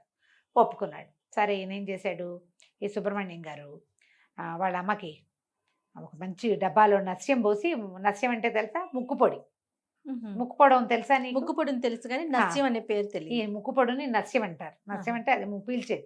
మా తాతయ్య గారు వేసుకునేవాళ్ళు రమ్మగారు. అలాగా చాలా మందికి హ్యాబిట్ గా ఉంటుంది. ఈ అవునండి. ఒక్కబడి వేసుకున్నట్టు, తమలపాకులు వేసుకున్నట్టు, సిగరెట్ బీడి చుట్టా వాటిలాగానే అట్లానే వేసుకుంటారు. ముక్కుపొడి కూడా ముక్కుతో ఘాట్ అయిన దాన్ని పీల్చటం. తుమ్ములు వస్తాయి, 1-2 తుమ్ములు వస్తాయి, ఘాటుగా పీల్స్తే ఆ బ్రెయిన్ బాగా పనిచేస్తుంది. అలాంటి భావాలు కూడా ఉంటాయి. అవునండి. నస్యం ఒక పట్టు, ఏది ఒక పట్టు అంటారు, ఒకటి తీసి ఇట్లా చిటుకతో తీసి పీలుస్తారు. అవును. మేము చిన్నప్పుడు చూసేవాళ్ళం. ఇటీవల కాలంలో నేను ఎవరి దగ్గర చూడలేదు. వాసన భలే తమాషాగా ఉంటుంది. అవును. వాసన చూసి ఓసారి తలకిందులైపోయా కూడా నేను. అయితే ఆయన ఏం చేశాడు, వాళ్ళ బావ కోసం మంచి ఘాట్ అయిన నస్యాన్ని ఒక డబ్బీకి ఇచ్చాడు. బావకి ఇవ్వవే అమ్మా అని ఆవిడ మూటలో పెట్టుకుంది. మనవరాళ్ళ కోసం మనవాళ్ళ కోసం అక్కడ కూతురు పిల్లలకి మినపసున్ని అవి ఉండలు చుట్టుకుంది. ఆ ఉండలు ఒక మూట డబ్బులు ఇచ్చాడు తల్లి చేతికి. సరే ఈ రాజేశం ఏమన్నాడు, మీ డబ్బులు మీ దగ్గర ఎందుకండి, ఇబ్బంది పెద్దవారు నాకు ఇవ్వండి అన్నాడు. కొంత డబ్బులు వాడి చేతిలో పెట్టింది. అబ్బాయి మొల్లో ఒక సంచి దొప్పుకున్నాడు. సంచిలోనే వాడి డబ్బులు, ఈ మామగారి డబ్బులు కూడా ఉన్నాయి, పెట్టుకున్నాడు. సరే బయలుదేరి వెళ్ళారు. నడిచిపోతున్నారు. పోతుంటే ఆవిడేదో ఆసమ ఓసమ చెప్తుంది, వీడి బోరు కొడుతుంది. కొంత దూరం వెళ్ళేసరికి వాన వచ్చేసింది, పెద్ద వాన. సరే వెళ్ళే దారిలో ఏదో ఒక పాక ఇల్లు కనపడింది. వీళ్ళు ఆదరా బాదరా నెత్తి మీద చెంగేసుకుని ఆవిడ తువ్వాలు కప్పుకుని వాడు పరిగెడితే సరే కిటికీ దగ్గరికి వెళ్ళి, కుర్రాడు ఏమంటే వానకు తడిసిపోతున్నాం, ఈ పూట ఇక్కడ ఉండనివ్వండి అని అడిగాడు. ఆ లోపల ఇంటి ఆవిడంది, ఏమిటి వండిచ్చేది, ఇంట్లో మొగాళ్ళు ఎవరు లేరు, ఇట్లా బయట వాళ్ళని చేర్చుకో, మేము వెళ్ళి బాబు ఆ పంచం నుంచి పోండి అంది. అనగానే ముసలావిడ కుర్రాన్ని పక్కకు చూసి అక్కడ కనపడి ఆ కిటికీలోంచి, అమ్మ పెద్దదాన్ని, మరి మీ అమ్మ లాంటి దాన్ని, అబ్బాయి మీ తమ్ముడు లాంటి వాడు, వాడు ఏమీ దాంతో ఇబ్బంది ఏమీ లేదమ్మా, వానకు తడిస్తే వెళ్ళలేము, బట్టలు తడిసిపోతున్నాయి అదే అనగానే ముసలావిడ కనపడేసరికి ఆ ఇంటి ఆవిడ తలుపు తీసింది. ముసలావిడ చక్కగా మాటలు కలిపి, ఎంతమంది పిల్లలు, ఏ ఊరమ్మాయి, నిన్ను ఏ ఊరు ఇచ్చారు అడిగి, మీ అమ్మ వాళ్ళది ఏ ఊరు, మీ అమ్మమ్మది ఏ ఊరు, మీ అత్తారిది ఏ ఊరు అన్నీ ప్రశ్నలు వేసి ఎక్కడో దూరపు చుట్టుగా బీరకాయ పీచ ఒకటి కలిపేసింది. కలిపేయంగానే ఆ ఇంటి ఆవిడ బొద్దు అంటున్నా వినకుండా పొయ్యి రాజేసి గబగబా అంత అన్నం చారు పెట్టి వీళ్ళకి ఆ వానలో వేడి అన్నము చారు పెట్టింది. లేకపోతే వీళ్ళు తెచ్చుకుని దిబ్బరొట్టే తినేవాళ్ళు. దారిలో ఏదో చూసుకుందాం అనుకున్నారు. శుభ్రంగా అన్నం తిన్నారు. కాసేపు ఆగి వాన తగ్గాక అమ్మాయికి టాటా చెప్పి మళ్ళీ బయలుదేరారు. పొడుగాటి నల్లటి తాచుపాము ఒకటి కనపడిందట మధ్యలో. హడిలిపోయాడు కుర్రాడు. చప్పట్లు కొడితే అది కదల అద్భుతం ఇలా పడగ విప్పి వీడి వైపే చూస్తుంది. వీడి చేతులు కదులుతున్నాయి, అది వీడికేసి ఇట్లా చూస్తుంది. ఈవిడేం చేసింది, ముసలావిడ చేతిలో చిన్న కర్ర ఉంది, కర్రని ఇట్లా నేలకేసి 5-6 సార్లు కొట్టేసరికి పాము సర్రమని పక్కకి వెళ్ళిపోయింది అవతలకి వెళ్తే ముసలావిడ చెప్పింది, పాముకి చెవులు ఉండవురా అబ్బి, నువ్వు చప్పట్లు కొడితే దానికి అర్థం కాదు, చేతులు ఉప్పుతున్నావని నీ చేతులకేసి చూస్తుంది, అది కదలికలే కనపడతాయి అంతేగా, దానికి చెవులు ఉండవు, నేల అదిరితే పారిపోతుంది పాము, నేల అదిరికి పారిపోతుంది, తెలివిగా ఉండాలిరా, అట్ట భయపడితే ఎట్లా అన్నది. సరే అక్కడి నుంచి నడవటం మొదలుపెట్టారు. ఒక చిన్న కొండ మలుపు లాంటిది ఉంది అక్కడ. ఆ మలుపులోంచి ఒక దొంగవాడు వచ్చాడు. ఈ రావటం ఏం చేశాడు, మీ రాజేశం గడి మెడ మీద పెట్టేశాడు కత్తి. తీ డబ్బులు ఏమున్నాయి, తీయి అని హడిలిపోయి వణికిపోయి కుర్రాడు బొడ్లో ఉన్న సంచి తీపోయాడు. ముసలావిడంది, అయ్యో అబ్బి, డబ్బుల కోసం ప్రాణం తీస్తావుట్రా, వాడి దగ్గర ఏమున్నాయి, నా దగ్గర ఉన్నాయి, నేను ఇస్తా ఇట్రా అని చెప్పి మెల్లిగా మూట విప్పింది. విప్పేసరికల్ వాడు చూస్తున్నాడు, కత్తి చూపిస్తున్నాడు కానీ ఇస్తుందని. ఈవిడేం చేసింది, మూట విప్పి మూటలోంచి చిన్న మూటలోంచి డబ్బీ తీసి ఆ డబ్బీలోంచి ఇంత దస్యం తీసి కంట్లో కొట్టేసి, అయ్యో తెలివి వాడు లబో అది మహాభగ్గుం అంటుంది. అది ఇప్పుడు నీకు భగ్గు అనకపోయినా కనీసం ఫేస్ పౌడర్ పడినా కంట్లో మడుతుంది కదా, కారమే పోయక్కర్లా, చేతిలో ఫేస్ పౌడర్ ఉండి ఫేస్ పౌడర్ విసిరేసిన ఒక మన కంపాక్ట్ పౌడర్లు అయితే పడవు, చేతిలోంచి ఊడిపడవు. మామూలు ఫేస్ పౌడర్ డబ్బా ఉంటే ఆ డబ్బా ఇట్లా విసిరితే కంట్లో పెడితే మామూలుగా ఉండదు దాని సంగతి. వాడు లబో దిబోమంటూ పరిగెత్తి పారిపోయాడు. కళ్ళు మండిపోతున్నాయి, ఇక్కడ నీళ్లు కావాలి కళ్ళు కడుక్కోవడానికి. వీళ్ళు దారి తీసి వెళ్ళిపోయారు. ఆవిడ నవ్వుతూ చెప్పింది, ధైర్యంగా ఉండాలి, బ్రెయిన్ పని చేయాలి మనకి. సరే ఒక ఊరు దాటారు, ఇంకా వెళ్ళాలి, ఇంకా కొంచెం ఉంది. అయితే ఈ కుర్రాడు ఏం చేశాడు, ఒక అరుగు మీద ఆవిడని కూర్చోబెట్టి, ఇక్కడ కూర్చోండి మామగారు, నేను ఏమైనా ఆకలిస్తుంది, తినడానికి ఏమైనా పట్టుకొస్తాను అని చెప్పాడు. ఊళ్ళు దాటి వెళ్తారు, తిండి దొరుకుతుంది మధ్యలో ఎక్కడో. ఈవిడ్ని ఇక్కడ కూర్చోబెట్టాడు. వాడు వెళ్ళాడు. ఎంతసేపటికి రాడే, దుకాణాల వైపు వెళ్ళిన వాడు. ఏమిట్రా వీడు రావట్లేదని ఆవిడ మూట భుజాన్ని వేసుకుని అక్కడికి వెళ్ళేసరికి ఒక కొట్టు దగ్గర బాకెట్లో వీడిని గోల్ చేస్తున్నారు వాళ్ళు. ఏమిటా గోల, వీడి దగ్గర డబ్బులు లేవు, ఉండాలి డబ్బులు, వీడు తినేశాడు, నా తినేసిన డబ్బులు ఎవరు కక్కుతారు, నువ్వు గిన్నెలు దొంగతావా, వాకిళ్ళు ఊడుస్తావా, బిడ్డ దంచుతావా, ఏం చేస్తావో చెప్పంటున్నాడు దుకాణందారు. ఈ కుర్రాడంటే డబ్బులు పోయినాయండి, నేనేం చేయను అంటున్నాడు. వాడు ఆల్రెడీ టిఫిన్ తినేసాడు అక్కడ. ఓకే, అదేదో పలహారం చేసి తినేసి మామగారి కోసం ప్యాక్ చేయించాడు. ఈ లోపల ఇదైంది. ఆవిడొచ్చి ఏమిటి నాయనా అని కనుక్కుని, సరే పర్వాలేదులే అని చెప్పి డబ్బులు తీసిచ్చి మా వాడిని వదిలేయి, డబ్బులు జారిపోయినాయి. యువతలకు వచ్చాక రాజేశం అడిగాడు మా అమ్మగారిని, డబ్బులు ఎక్కడో జారిపోయినట్టున్నాయండి, ఆ పనివాడు ఆ దొంగవాడు వచ్చినప్పుడు నేను అటు ఇటు పరిగెత్తాను కదా, హైరాన్ పడ్డాను, ఎక్కడో జారి పడిపోయినాయి, అయినా మీ డబ్బులు నాకు ఇచ్చేశారు కదా మామగారు, మీ దగ్గర ఎక్కడమండి డబ్బులు అన్నాడు. అనేసరికి ఆవిడంది, ఒరే తెలివి తెల్లారా, డబ్బులన్నీ ఓ చోట పెట్టుకోకూడదురా, మా అబ్బాయి నా చేతికి ఇచ్చినవి నీకు ఇచ్చా, నేను ఉంచుకున్న డబ్బులు నా దగ్గరే ఉన్నాయి, అన్నీ ఓ చోట పెడితే పోవు, మొత్తం పోతే ప్రయాణంలో జాగ్రత్తలు ఏమిటి, అవును, డబ్బులన్నీ ఓ చోట పెట్టకూడదు, 2-3 బ్యాగ్స్ ఉండాలి, ఓ బ్యాగ్ పైన 2 బ్యాగుల్లో డబ్బులు ఉంటాయి, ప్రయాణంలో ఎవరితోటి వాదించకూడదు, పొట్లాడకూడదు, గొడవ పడకూడదు, మంచిగా మాట్లాడుకోవాలి, అంతేనా. ఏదైనా ఎవరో దొంగవాడో ఎవడైనా వస్తే ఉద్రేకపడకుండా ప్లాన్ ఆలోచించుకోవాలి, తెలివిగా ఏ పామో లేకపోతే ఏ జంతువో ఎదురుపడితే దాని మార్గం ఏమిటో ఆలోచించి దాని నుంచి బయటకు పడాలి. అక్కడి నుంచి సరే ఇంకొక 4 గంటల 5 గంటల ప్రయాణంతో నడకతోటి వీళ్ళు వాళ్ళ ఇంటికి చేరిపోయారు. 2 రోజుల తర్వాత మళ్ళీ ముసలావిడ ఇంటికి వచ్చేసింది, సుబ్రహ్మణ్యం గారింటికి. సుబ్రహ్మణ్యం అడిగాడు, ఏమిటి అమ్మా అప్పుడే వచ్చేసావు, 4 రోజులు ఉండకపోవా చెల్లాయి దగ్గర అంటే, ఏమో లేరా చూసాగా రాజేశం మామ, నువ్వు రేపతే నేను ఇంటికి వెళ్ళిన అన్నాడు. వాడికి ప్రయాణంలో తోడు తెలిసింది, ఈవిడ తోడు ఉంటే ఎలా ఉంటుందో, అందుకని ఆవిడే తోడు కావాలనుకున్నాడు. 2 రోజుల తర్వాత ఇంటికి వెళ్దాము, రండి రండి రండి అని నన్ను వెంబడి పెట్టి తీసుకొచ్చేసాడురా.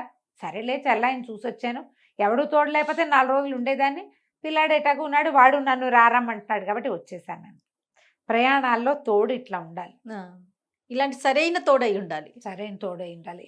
ఈ కాలం ప్రయాణాల హడావిడి వేరే కదా జయ. అవును గారు. మనం కూడా వెళ్ళేటప్పుడు కొంచెం లైక్ మైండెడ్ పీపుల్, ఒకే రకమైన ఫుడ్ టేస్ట్లు, భోజనపు రుచులు ఒకే రకంగా ఉండటం, బట్టలు పాతలు ఒకటే రకమైన డ్రెస్సింగ్ ఉన్న వాళ్ళు, ఇలా వెళ్తే ఇబ్బందులు, ప్రయాణంలో పదనిసలు లేకుండా గొడవలు లేకుండా కొంచెం ప్రశాంతంగా చేస్తాం. ఎక్కడికైనా వెళ్ళేటప్పుడు 4 కనుక్కోవటం, బట్టలు అంటే వసతిగా తీసుకెళ్ళటం, చుట్టుపక్కల ప్రాంతాల్లో ఏ సమస్యలు రావచ్చో కనుక్కోవటం, ఓ బ్యాటరీ లైట్ లాంటిది పెట్టుకోవటం, దోమలకి ఏదైనా ఒకటి పెట్టుకోవటం, రిపెల్లర్స్ ఏదైనా క్రీమ్స్ అయినా ఏదైనా పెట్టుకోవటము, అలాంటివి కొంచెం జాగ్రత్తలు ఎప్పుడు వహించాలి. ప్రయాణాల్లో మంచి తోడు ఉంటే ప్రయాణం చాలా హాయిగా వెళ్తుంది. ఎప్పుడైనా అలాంటి అవసరాలు వచ్చినప్పుడు అలా ఆలోచించండి, కథ మాత్రం వినేయండి, బాగుంటుంది. నమస్తే నమస్తే జయ. నమస్తే రమ్మగారు. నమస్తే జయ. చందమామ కథ ఒకటి చెప్తారండి. ఇంకోటి చెప్దాం. అదేదో ఒక ఊళ్ళో ఒక రాజుగారు ఉండేవారు, ఊరి పేర్లు పెట్టలేనబ్బా నేను. అంతేనా రమ్మగారు? రాజుగారికి ఒక భలే అందమైన కూతురు ఉండేదట. రాజుగారు చాలా గొప్పగా ఉండేది, మా పిల్ల ఎంత అందగత్తో అని. అయితే చుట్టుపక్కల రాజ్యాల వాళ్ళందరూ మీ పిల్లని మాకివ్వండి మాకివ్వండి మాకివ్వండి అనేవాళ్ళు, అందం కోసం, ఆమె అందం కోసం. ఆ అందగత్త అయిన అమ్మాయి ఏం చెప్పిందంటే, నాన్న తెలివి తక్కువ వాళ్ళకి ఇవ్వద్దు నాన్న, నన్ను తెలివైన వాళ్ళకి ఇవ్వు అంది. సహజం కదండి. వాళ్ళని వీళ్ళని ఏదైనా మాట్లాడితే, ఏమిటి వీళ్ళు ఇలా ఉన్నారు వాళ్ళు అలా ఉన్నారు అలా అనిపించేది. కొంతమంది తెలివిగల వాళ్ళుగా కనపడేవారు, కానీ వాళ్ళు తనకంటే తెలివిగల వాళ్ళు కాదేమో అనిపించేది. సరే ఈ లోపల ఊళ్ళో కూడా బాగా సంపాదన పరులైన వాళ్ళు, అంటే మంచి ధనవంతులైన వాళ్ళు, చిన్న రాజ్యం అది, అమ్మాయిని మాకు ఇవ్వండి రాజ్యాన్ని మేము సేఫ్గా చూసుకుంటాం, ఇలాంటివి కూడా చెప్తుండేవాళ్ళు. చివరికి ఆయన గుళ్ళు మండిపోయింది. ఇలా కాదు, మా పిల్లకి స్వయంవరం లేదు, నేనే చెప్తా, నన్నెవరు మోసం చేస్తారో వాళ్ళకి నా పిల్లని ఇస్తానండి, నన్ను మోసం చేయలేకపోతే 100 కొరడ దెబ్బలు బడికి అని చెప్పాడు. అయినా సరే రాజకుమార్తె తాలూకు సౌందర్యం పట్ల ఆసక్తితోటి వారా వీరా వచ్చేవాళ్ళు రాజుగారికి ఏవో ఒకటి పిచ్చి మాటలు చెప్పి ఆయన్ని మోసం చేయలేక ఆయన్ని బోల్తా కొట్టించడం వాళ్ళ వల్ల గాక కొరడా దెబ్బలు తినిపోయేవాళ్ళు. క్రమంగా యువరానికి పెళ్ళవుతుందని ఆశ కోల్పోయారు జనాలు. రాజుగారు అతి తెలివి కలిగిన వాడు, ఆయన మోసం చేయటం అంత ఈజీ కాదు. ఎలాగా? సరే ఈ ఊళ్ళో ఒక వ్యాపారస్తుడు ఉన్నాడు, మంచి డబ్బులున్నాయి ఆయనకి, ఆ పళాన 2-3 రాజ్యాలు కొనేయగలడు ఉన్న పళాన. అయితే ఆయనకి 3 అబ్బాయిలు ఉన్నారు. పెద్దవాళ్ళు 2 మంచి చురుకైన వాళ్ళు, వ్యాపారం 3 పువ్వులు 6 కాయలు 16 పువ్వులు కూడా చేసి పారేశారు. 3వ వాడి పేరు బుద్ధుడు, వాడికి ఏం రాదు, వాడు ముద్దురా చిప్ప, ఏదో చేసుకుని ఆడుకుంటూ ఉండేవాడు, ఉత్సాహం లేదు వాడికి, ఏమి వ్యాపారంలో అసలు ఆసక్తి లేదు. సరే లాభం లేదని ఈ రాజుగారు, ఈ వ్యాపారస్తుడి కొడుకులు అన్నారు, నాన్న రాజుగారు అంతు చూసి మేము రాకుమార్తెను పెళ్లి చేసుకుంటామని పెద్ద అబ్బాయి వెళ్తానన్నాడు. అనేసరికి సరే పంపించాడు. ఆయనకి ఏంటంటే తన కొడుకుల తెలివి మీద చాలా నమ్మకం ఉంది. ఆయన ఎక్కువ నమ్మాడు. మరి నమ్మి వెళ్ళరా, నువ్వైతే సాధించుకొచ్చేస్తావు, క్షణం నీకు ఎంతసేపు రాజును మోసం చేయటం, నీకు చిటికలో పని వెనతో పెట్టిన విద్య, అలాంటివి చెప్పి పెద్ద అబ్బాయిని పంపాడు. పెద్ద అబ్బాయి వెళ్ళాడు, రాజుగారి దగ్గరికి వెళ్ళి కూర్చున్నాడు. రాజుగారు రెడీగా ఉన్నారు. అదేంటండి ఆ చిలక ముక్కు ఆ రంగులో ఉంది అన్నాడు. అనేసరికల్లా ముక్కు ఆ రంగులో ఉండేటువంటి నీ కళ్ళే ఆ రంగులోనే, చిలక ముక్కు ఎర్రగానే ఉంటుంది, నన్ను అడు తిప్పలేవు పో అనేసాడు.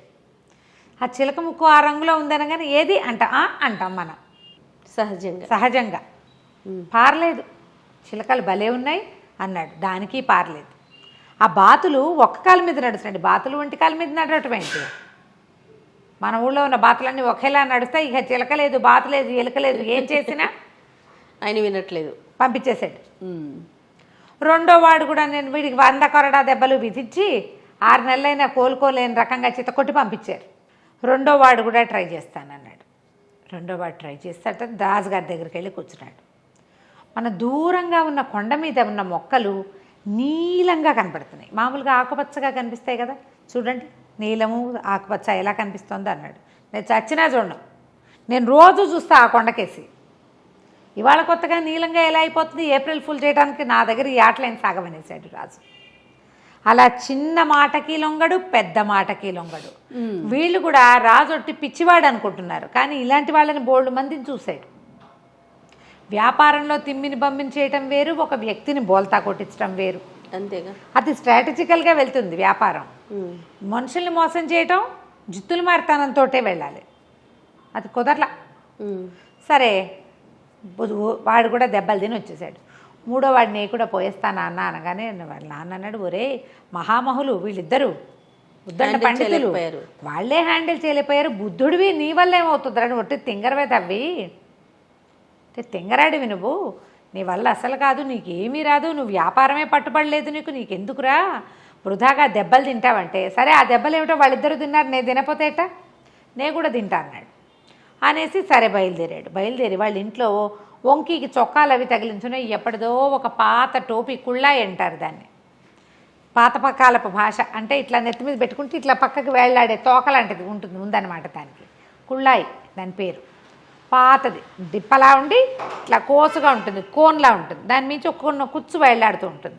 పాత కుళ్ళాయిని దుమ్ము దులిపి నెత్తి మీద పెట్టుకున్నాడు. అదెందుకురా అన్నాడు వాళ్ళ నాన్న. ఏదో ఒక ఉపాయంలే అని చెప్పి కుళ్ళాయి నెత్తి మీద పెట్టుకుని వెళ్ళాడు. వెళ్తుంటే రాజాస్థానానికి వెళ్తుంటేనే ఒక కుండలమ్మి కనపడింది. అమ్మి ఎక్కడికి కుండలు తీసుకెళ్తున్నావు అన్నాడు. అమ్మటానికే నాయనా, ఇంకేముంది అంటే ఎంత మొత్తం అన్నాడు. అన్ని కుండలు కలిపి రూపాయి అని, 5 రూపాయలు ఇస్తా, నేను చెప్పిన పని చేస్తావా అన్నాడు. చేస్తానాయన, 5 రూపాయలు ఇస్తే ఎందుకు చేయను అని చెప్పి 5 రూపాయలు చేతులు పెట్టి చేస్తాను. సరే నువ్వు నా వెనకాలరా అని చెప్పి ఇక్కడుండు నీ కేకేసేదాకా. రాజుగారి దగ్గరికి వెళ్ళాడు. రాజుగారి దగ్గరికి వెళ్ళేసరికల్లా కూర్చున్నారు. ఏరా అబ్బి మీ అన్నయ్యలు ఇద్దరు అయ్యారు, నువ్వు దెబ్బలు తినడానికి వచ్చావంటే, కాదండి నా దగ్గర ఒక నెత్తిమించి కుళ్ళాయి తీశాడు. ఇది చూసారా, మహిమగల కుళ్ళాయి, ఇది ఎవరి దగ్గర ఉంటే వాళ్ళకి ఎదుటి వాళ్ళు మాట వింటారు. ఈ కుళాయిని మీకు చూపించడానికి తెచ్చా. కుళాయా, ఇదేంటి మురిగ్గా ఉంది మాస్టర్, దీని నిండా దుమ్ము, పాతది ఎప్పటిదో 10 ఏళ్ళ నాటిది, దీనికేం మహిమ ఉంటుంది అన్నాడు. ప్రూవ్ చేయగలనండి నేను అన్నాడు.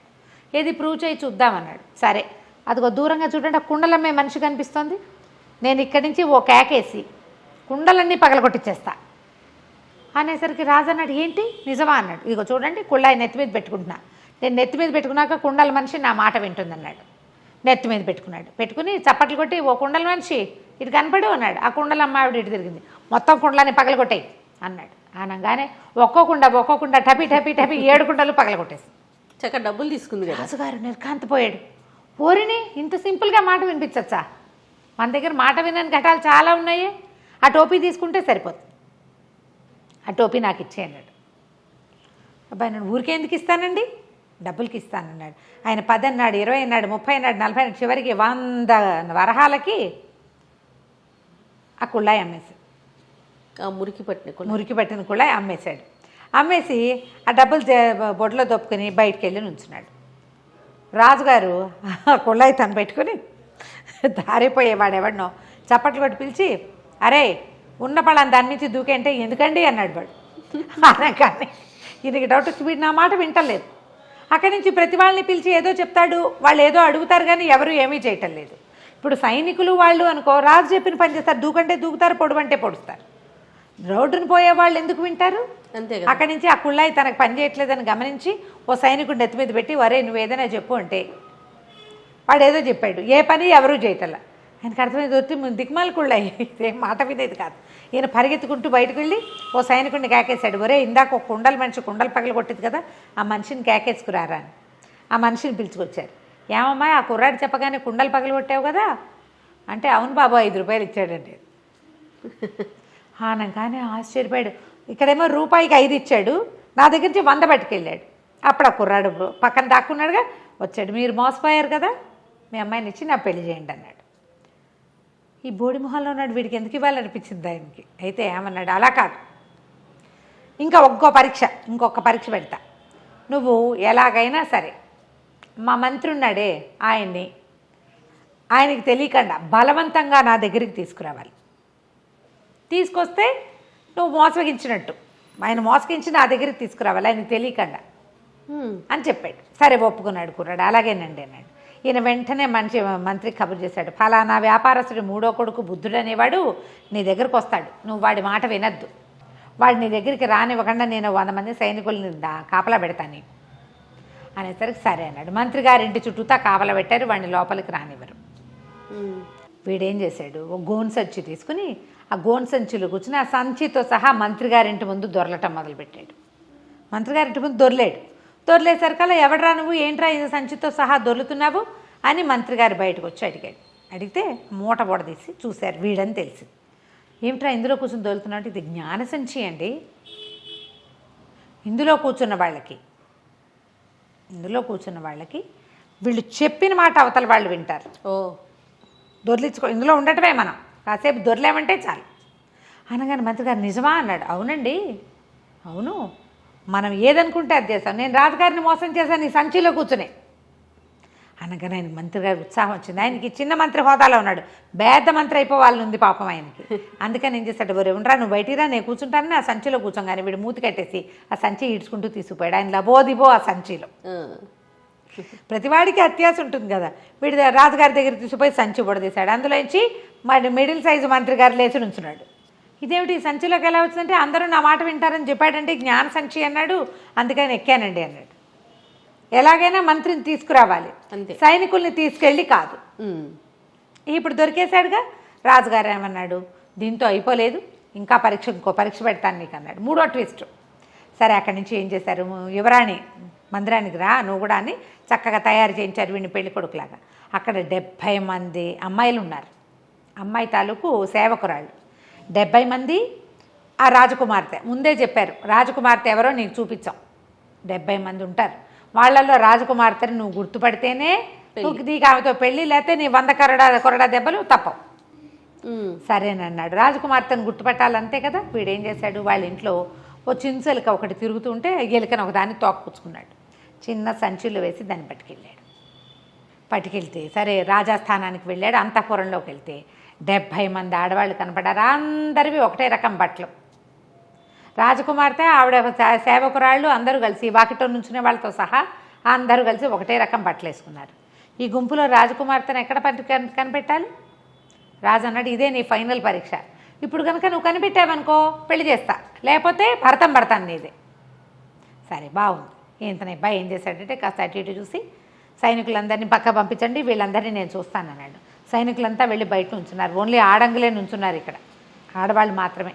వీడు ఏం చేశాడు, పక్కన చిన్న సంచి దోపుకొచ్చాడుగా, చిన్న చేతి సంచులు ఎలుక పిల్లని దాన్ని తీసి వాళ్ళ మధ్యలోకి విసిరేశాడు. అది చూసేసరికల్లా ఎలుక అది పడేసరికల్లా కేవ్వమని ఒక అమ్మాయికి స్పృహ తప్పి పడిపోయింది. మిగిలిన 69 మంది దానికి సేవలు చేయటం మొదలుపెట్టారు. వీడు పరిగెత్తుకుంటూ పోయి స్పృహ తప్పిపోయిన అమ్మాయి చేయించుకున్నాడు. ఈవిడే రాజకుమారి. బాగుంది. మిగిలిన వాళ్ళందరూ పనిచేసేవాళ్ళు, వాళ్ళకేం భయము, ఎలుకని చూస్తేను కుందేలను చూసి బొద్దింకని చూసి వాళ్ళు ఎందుకు భయపడతారు. అతి సుకుమారైన రాకుమారి మాత్రం ఊరికి ముందు మూర్చిపోయింది. అనేసరికల్ రాజుకి ఇంకేం చేయాలో తెలియలే, తప్పించుకోలేమనిపించేసింది. సరే ఇంక అప్పుడు ఏం చేస్తాడు, ఇంత తెలివిగలవాడని చెప్పి ఆ వ్యాపారస్తుడి కొడుకైన బుద్ధుడికి ఈ రాజకుమార్తెనిచ్చి పెళ్లి చేశాడు. అత్యంత తెలివితేటలు కలిగినటువంటి పెళ్లి కొడుకుగా ప్రకటించి వాడికి ఇచ్చి పెళ్లి చేశాడు. కథ కంచికి మనం ఇంటికి. చాలా బాగుందండి. నమస్తే రమ్మగారు. నమస్తే జయ. నమస్తే రమ్మగారు. నమస్తే జయ. మంచి స్టోరీ చెప్పండి అండి. చందమామ కథ చెప్దామా? ఓ, పూర్వం ఒక కోయ పల్లెలో, ఒక చిన్న పల్లెటూరులో ఒక కోయవాడు ఒక ఆయన ఉండేవాడు. పెళ్ళయింది, 2 పిల్లలు పుట్టాక భార్య చనిపోయింది. చనిపోతే ఆయనకి చుట్టుపక్కల వాళ్ళంతా ఏమంటారు, చంటి పిల్లలు ఉన్నప్పుడు ఆడది లేకుండా ఎట్లా చేస్తావు, నువ్వు వేటకి వెళ్తావు, నువ్వు ఊళ్ళోకి వెళ్తావు, అడవిలోకి వెళ్తే పిల్లల సంరక్షణకు ఆడది ఉండద్దు, ఇంటికైనా ఆడది ఇంటికి ఇల్లాలి, ఇంటికి ఇల్లాలు ఉండాలని పెళ్ళిళ్ళు చేసేవాళ్ళు. రెండో పెళ్లి చేస్తే అదొక రాకాసి. ఆవిడికి సవితి పిల్లలంటే గిట్టేది కాదు. ఈ పెద్ద పిల్లలిద్దరు, ఒకడు సింగన్న, పిల్ల పేరు దుర్గాలు. సింగన్న తెలివైన వాడు, కొంచెం తప్పించుకోవటాలు అవి చాతొచ్చిన వాడు. ఆ దుర్గాలు తెగ ఏడ్చేది చిన్నపిల్ల తల్లి, సవితి తల్లి పెట్టే బాధలకి. అన్నిటికీ కసిరి కొట్టేది, వాళ్ళకి పెట్టేది కాదు, సగమే పెట్టేది. ఏదైనా తింటే ఎంతసేపు తింటావనేది, పని చేయించేది బాగా. చిన్నపిల్లతో అన్ని పనులు చేయించేది. దాని చేతులు పుళ్ళు పడిపోయి కాళ్ళకి దెబ్బలు తగిలి ఏడ్చుకుంటూ ఉండేది. పాపం సింగన్నకు బాధగానే ఉండేది. అయితే ఈ చెల్లెని తప్పించగలిగినంతసేపు తప్పించేవాడు, ఇది లేకపోతే లేదు. ఈ సవితి తల్లికి ఏమనిపించిందంటే, వీళ్ళని ఇట్లా ఏడిపించుకు తింటాం ఎందుకు, వీళ్ళని పీడ విరగడి చేసేసుకుందాం అని చెప్పి ఓ తెలిసిన చుట్టాల అబ్బాయిని ఒకరిని పిలిచి, ఒరే వీళ్ళని అడవిలోకి తీసుకెళ్ళాలిరా అని చెప్పి. పిల్లాడికి ఏం చెప్పింది, మనకి మందులు ఏవో కావాలి, మందులు నూరుకోవాలి, ఆ మందులకి కావాల్సిన మొక్కలు అడవిలో ఉంటాయి, పనివాడు వస్తాడు, నువ్వు వాడితో వెళ్ళు అని చెప్పింది. నువ్వు ఒకటే ఏం పోతావు, చెల్లిని కూడా తోడు తీసుకెళ్ళు అని చెప్పి చెల్లెల్ని కూడా పంపించింది. వాడు పిల్లాడు ఇదేదో ఎత్తేస్తుంది అనుకుని వాడు ఆడుకునే కాయ ఇవి ఉంటాయి, రాళ్ళు, గులకరాళ్ళు, ఆటలాడుకునేవి. అన్ని గులకరాళ్ళని జేబులు పోసుకున్నాడు. వెళ్ళే దారిలో ఒకటి వేసుకుంటూ వెళ్ళాడు. ఆ పనివాడు ఏం చేశాడు, అడవిలో ఒక చెట్టు కింద తీసుకెళ్ళి, మీరు ఇక్కడే కూర్చోండి, నేను మళ్ళీ వస్తా, అక్కడెక్కడికో వెళ్ళి ఆ మొక్కలు ఏవో పీక్కొస్తానని ఇంకో దారి గుండా వెళ్ళిపోయాడు. వెళ్ళిన దారినే మళ్ళాడు అనుకో, పిల్లాడికి అర్థం అవుతుంది, కొంచెం పెద్దవాడు కదా, ఓ 10-11 ఏళ్ల వాడు, 10-11-12 ఉన్నాయి. పిల్లకు ఒక 7 ఏళ్ల పిల్ల, 6-7 ఏళ్ళు ఉంటాయి. ఆ నుంచి ఈ పిల్లాడు ఏం చేశాడు, కొంచెం చీకటి మసలేసరికి ఓహో వీడు వదిలిపెట్టి వెళ్ళిపోయాడని ఈ రాళ్ళు వేసాడు కాదు, ఇవి ఒక్కొక్క రాయిని వెతుక్కుంటూ రాత్రికి వెన్నెల్లో కొంచెం మెరుస్తున్నాయి వేసిన రాళ్ళు. తను వేసిన వాటిని వాడు గుర్తుపడతాడు కదా, రోజు ఆడుకునే గులకరాళ్ళు. ఆ దారి వెంబడే నడుచుకుంటూ ఇంటికి వెళ్ళిపోయాడు. చీకటి పడలేక ఇంటికి వచ్చిన పిల్లల్ని చూసి రుసరుసలాడిపోయింది సవితి తల్లి. ఏదో తిట్టింది. ఒక 4 రోజులు గడిపాక మళ్ళీ ఇంకొకరిని కేకేసింది. అయితే ఈసారి ఏం చేసింది, సమయం ఇవ్వాల. పిల్లాడికి ముందు రోజే చెప్పింది అనుకో, వాడు ఏదో ఒక ఏర్పాటు చేసుకుంటాడు వెనక్కి వచ్చేయటానికి. అప్పటికప్పుడు నువ్వు వెళ్ళమని పంపిస్తే వీడేం చేశాడు, వాళ్ళ అమ్మ ఆవిడేం చేసింది, పిల్లడికి రొట్టెలు ఒత్తి, మాడిపోయిన రొట్టెలు అంత బెల్లము ఇచ్చింది. వీడేం చేశాడు, ఆ రొట్టెలు చిన్న చిన్న ముక్కలు చేసి వెళ్ళే దారిలో వేసుకుంటూ వెళ్ళాడు. కానీ అక్కడికి వెళ్ళాక ఆ రెండో పనివాడి పిల్లల్ని అక్కడ వదిలిపెట్టి ఎటో పోయాడు. ఇక రాల. వీడు రొట్టెలు వెతుక్కుంటూ వెనక్కి వద్దాం అనుకున్నాడు. కానీ అడవిలో ఈ రోడ్ల మీద పురుగులు, చీమలు అవి ఇవి ఉండవు, తినేసినాయి. రొట్టెలు కాస్త ముక్కలన్నీ పిండి అయిపోయి ఎవరిది వేడి దారిని పట్టిన అవి పోయినాయి. దారి కనపడలా. ఇకేం చేస్తాడు, వెతుక్కుంటూ ఈ చెల్లెల్ని వెంటేసుకుని ఏవో 2 కాయలు ఏవో కనపడితే ఆ 2 కాయలు, బెల్లం ముక్క ఒకటి ఉంది, బెల్లం ముక్క పెట్టి చెల్లెలకి తినిపించాడు. వాడు నడవడం మొదలుపెట్టాడు. వెళ్ళగా కొంచెం వెన్నెల రాత్రులు వాడికి ఒక పెద్ద దేవాలయం ఒకటి కనపడింది. దేవాలయం నిండా సజీవ శిల్పాల్లాగా ఉన్న బొమ్మలు ఉన్నాయి. ఏమిటో సరే ఏమన్నాడు, చెల్లెల్ని కొంచెం గట్టెక్కించి నుంచోబెట్టి దాని మీదగా ఏవో చెట్లు కనపడుతున్నాయి, పైకి ఎక్కితే వెలుతురు బాగా కనపడుతుంది, ఇంటికి దారి కూడా కనపడుతుంది, నువ్వు ఇక్కడే నుంచో అని ఆ గోపురం మీదకి ఎక్కాడు. ఎక్కేసరికి అలా అన్ని బొమ్మలు, మనుషుల బొమ్మలు ఉన్నట్టే ఉన్నాయి. అవి ఎక్కి ఓ పక్క నుంచి ఓ చెట్టు ఏదో ఇట్లా వాలి ఉంది ఆ గోపురం మీదకి. దానికి నిండా కాయలు కనపడుతున్నాయి. పిల్లాడు ఏం చేశాడు, ఆశకి ఆకలిస్తుంది, మధ్యాహ్నం ఎప్పుడో తిన్న అన్నం పాపం, ఆ రొట్టెలు తినలేదు. ఇంత బెల్లం ముక్క నోటేసుకుని అంత బెల్లం చెల్లెలకే పెట్టేశాడు. కాయ ఒకటి పట్టుకు లాగబోయాడు. కాయ కోసేసరికి గంటలు గణ మోగిపోయినాయి ఆ దేవాలయంలోవి. కాయ కోయగానే మోగేసరికల్లా ఆ దేవాలయం లోపల నుంచి ఒక గూడల్లి ఉంది. ఒక ఆవిడ బయటకు వచ్చి, ముస్సిలి మామ, అయ్యో ఏమర్రా పిల్లలు, ఏమిట్రా, ఎక్కడి నుంచి వచ్చారా అని కేకేసుకుంటూ వచ్చింది. కింద నుంచున్న 6-7 ఏళ్ల చిన్నపిల్ల, పైన ఎక్కిన కొంచెం పుష్టిగా ఉన్న పిల్లవాడు కనపడేసరికల్లా కేకేస్తుంది, రండ్రా మా నాయనే అడవిలో తిరుగుతున్నారా, దారి తప్పిపోయారా, రండి రండి అని లోపల తీసుకుపోయింది. చక్కగా సుష్టుగా అన్నం పెట్టింది. పప్పు కూర అన్నీ వేసుకుని శుభ్రంగా తిన్నారు. తెల్లవారు లేచి మా ఇంటికి వెళ్ళిపోతామవ్వా అని చెప్పాడు. అలాగేరా, అంతకంటేనా అంది. కానీ తెల్లారి లేవలా సింగన్న. తెల్లవారేసరికల్లా ఒక గూడు లాంటి దాంట్లో ఎలా ఉందంటే అది ఒక జైలల్లే ఉంది, గుహల్లే ఉండి జైలల్లే ఉంది. మంచానికి వేసి తాళ్ళకేసి కట్టేసి ఉన్నాడు వాడు. ఏ మంచం మీద పడుకున్నాడో ఆ మంచం మీద తాళ్లతో కట్టేశాడు. అయ్యో, తను జైల్లో ఉన్నట్టు అర్థమైంది వాడికి. తల తిప్పి చూస్తే కనపడుతోంది. ఏం చేస్తాడు, మంచం మీద పడి ఉన్నాడు. చెల్లెలేదని బాగా ఇదైపోయాడమ్మో, చెల్లె ఏమైపోయిందని. అది మాత్రం అటు ఇటు తిరుగుతోంది. దాన్ని కట్టేలా. దీనికి ఇంతలా తాళం వేశారు ఈ జైలుకి. అక్కడి నుంచి ఆ పిల్లతోటి ఆ పని ఈ పని అన్ని పనులు చేయించేది ఆ ముసలిది. చెల్లెలు తన్నయ్య లేకుండా బయటికి పారిపోయి అదేం చేస్తుంది, అదే అంత ధైర్యం లేదు. పైగా పిరికి పిల్ల, అన్నిటికీ ఏడుస్తుంది అది. అన్నయ్య ఇక్కడే ఉన్నాడు కాబట్టి అక్కడక్కడే తిరుగుతోంది. దానికో ముద్ద పెట్టేది. అక్కడి నుంచి వీడికి మాత్రం తిండికి లోటు లేదు. ఒక పూట ఏం చేసింది, మర్నాడు ఆ మంచం నుంచి గోడదీసి చేతులు కట్టేసి ఆ గోడ కానించి కూర్చోబెట్టింది. వాడు అక్కడక్కడే తిరగచ్చు, కానీ జైలు నుంచి బయటికి రాకూడదు. రోజు మంచిగా వంట చక్కగా చేసి విడికి తినిపిస్తుంటే సరే బాగానే చెల్లెలే పట్టుకొచ్చేది. ఏం చేసావు పని, ఇవాళ నువ్వేం తిన్నావు, నువ్వు ఎక్కడికి వెళ్ళావు అంటే అది చెప్పేది. ఆ పని చేసా, ఈ పని చేసా, అక్కడ తిరిగా ఇక్కడ తిరిగా, అవి తిన్నా అని అన్నయ్యకి అన్నం పెట్టేది తీసుకొచ్చి. రోజు చెల్లెలే మోసుకొచ్చేది. 3 రోజులకు ఒకసారి ముసలిది వచ్చి, ఏదిరా అబ్బాయి నీ చేతివేళ్ళు నాకు అందించు అని అడిగేది. అది కొంచెం చీకటిగా అనిపించేది. చేతివేళ్ళు బయటకు పెడితే ఆ చేతిని ఇలా ఇలా నొక్కి చూసి ఇంకా బలవలా అనేది. వీడేం చేశాడు, ఇదేదో ఎత్తేసిందని ఆ లోపల అంతా చీకటిగా ఉందిగా, అటు ఇటు చేతులు కదిపి చూస్తే ఏవో ఎండు కట్టెలు పుల్లలు చాలా ఉన్నాయి. ఓ పుల్ల తీసి సన్నగా ఉన్నదాన్ని ఏదైనా నీ చెయ్యని దిచ్చు అనగానే ఆ పుల్లని దించడం మొదలుపెట్టాడు. ఆ ఎండు పుల్ల నొక్కి చూసి ఇంకా బలవలేదు అనేది. సరికి ఇది ఏదో చేస్తోందని అనిపించింది. అయితే ఏం చేస్తుంది, దుర్గాలు ఉందిగా పిల్ల, అటు ఇటు తిరుగుతూ అది చెప్పింది. అన్నయ్య ఇవాళ ముసలిమామ ఏం చేసిందో తెలుసా, పెద్ద పొయ్యి ఉంది లోపల, ఎక్కడో లోపల గదిలో. పొద్దున పేడ మోసుకెళ్తోంది.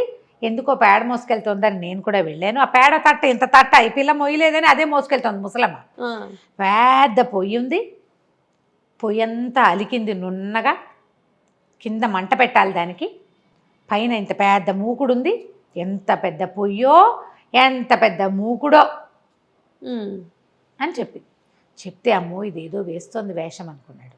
మళ్ళీ ఆ రోజు అలికిందని చెప్పిందిగా, మర్నాడు ముసలిమామ ఈ కుర్రాడిని అరే ఇది చెయ్యని తెచ్చగానే వీడు ఎండు పుల్లని తెచ్చాడు ఎప్పట్లాగానే. అందించేసరికి నొక్కి చూసి బలవకపోయినా సరే ఇవాళ రాత్రి కవళిచ్చేస్తా అన్నది. అనేసరికి అమ్మో ఏదో చేస్తోంది అనుకున్నాడు. సరే చీకటి పడ్డాక ఏం చేస్తుంది, వరే నాయన బయటికి రారా, మీ చెల్లేమో చిన్నపిల్ల, నేనేమో ముసలిదాన్ని, నాకు ఓపిక లేదు, పొయ్యి వెలిగించాలి, అది పొయ్యి దగ్గర కూర్చొని విసురుదు కానీ రా అని పిలిస్తే తీరావాడు వెళ్ళి చూసేసరికల్లా ఆ పెద్ద మూకుడు, అది ఇంత సామాన్యం కాదు, ఒక మంచి పెట్టేంత మూకుడల్లే ఉంది అది. దాంట్లో నూనె పోసి పొయ్యి ఎక్కించింది. అక్కడి నుంచి కింద మంట పెట్టింది. ఆ పొయ్యి ఎంత పొయ్యి, పెద్ద గుహలాగా ఉంది. దానికి తలుపులు కూడా ఉన్నాయి. తలుపులు తీస్తారు. ఈ మన చైనా వాళ్ళ కథల్లో కనపడుతుంటాయి, ఈ మన చైనా వాళ్ళ వీడియోల్లో అడుగుని మంట పెట్టి నిప్పంతా తీసేశాక కేకులు బిస్కెట్లు అవన్నీ లోపల పెట్టి అవెన్ లాగా ఉంటుంది అన్నమాట, వేడిగా ఉంటుంది, తలుపులు వేసేస్తారు.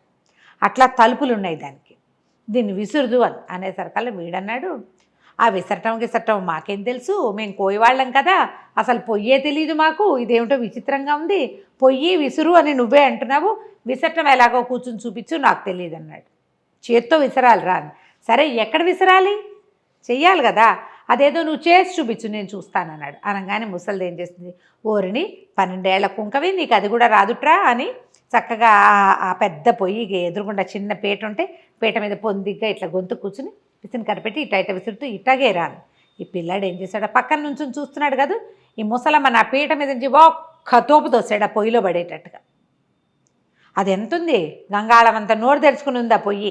ఈ ముసలిదేళ్ళ పొయ్యిలో పడంగానే వీడు దాన్ని ఒక కర్రపేడు పెట్టి లోపలికి తోసేసి తలుపులు వేసేసాడు. లోపలికి వెళ్ళిపోగానే గంటలు గణ గణ గణ గణ గణ గణ మోగటం మొదలుపెట్టినాయి. అంతకుముందు గంటలు ఎప్పుడు మోగినాయి, వీడు మామిడికాయ పండుగ వస్తున్నప్పుడు. అక్కడి నుంచి ఆ గోపురం మీద ఉన్న విగ్రహాలన్నీ మనుషులైపోయినాయి. అందరూ మనుషులే.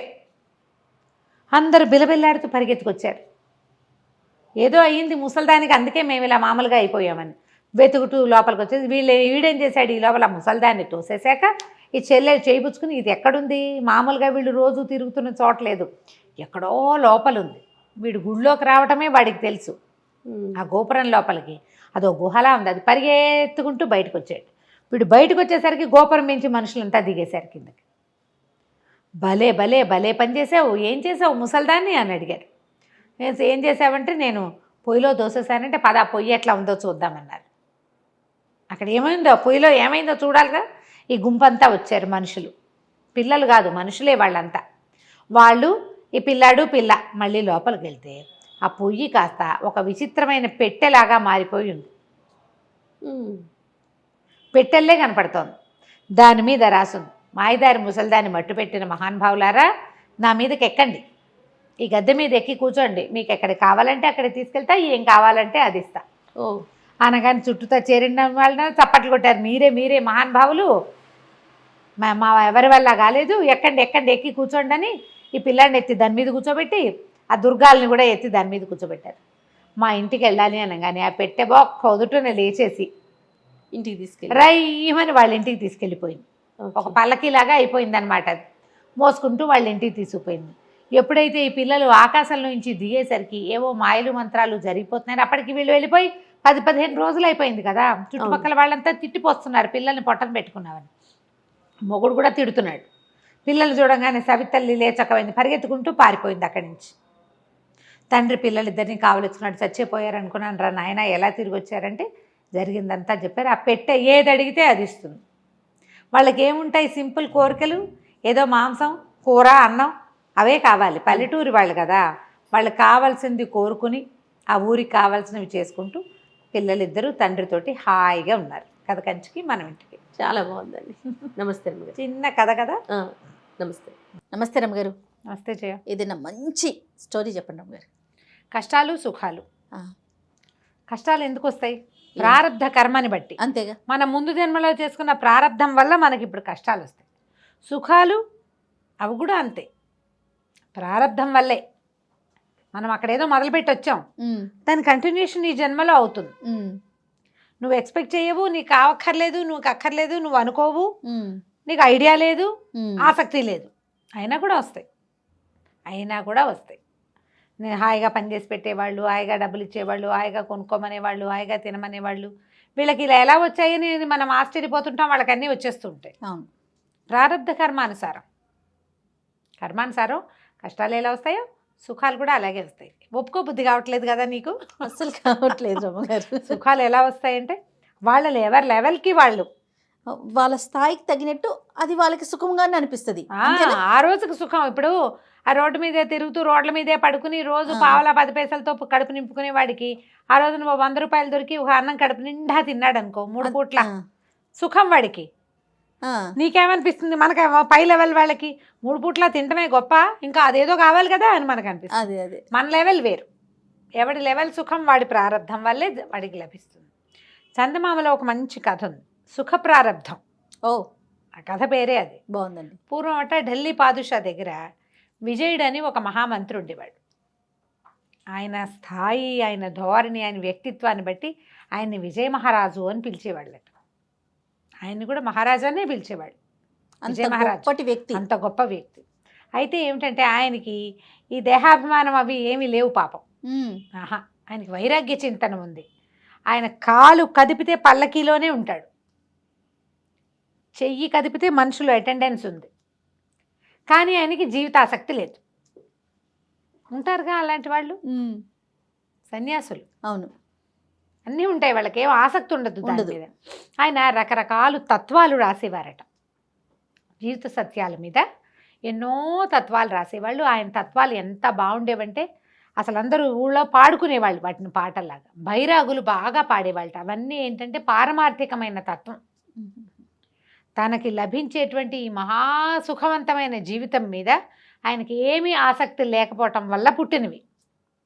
అది లేనిదే కుదరదని ఉండదు ఆయనకి, కానీ అవన్నీ ఉంటూ ఉంటాయి పాపం. ఆయన ధోరణి, ఆయన పరిస్థితి అది.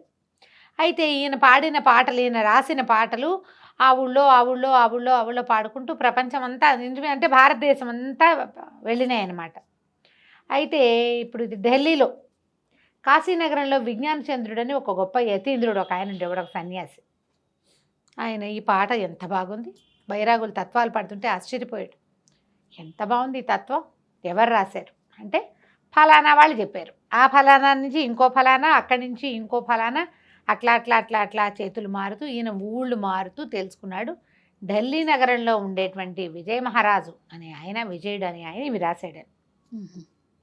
ఈయన ఓ సంవత్సరం పాటు వెతికి ఢిల్లీ చేరాడు. చేరేసరికల్లా అక్కడికి వచ్చాడు.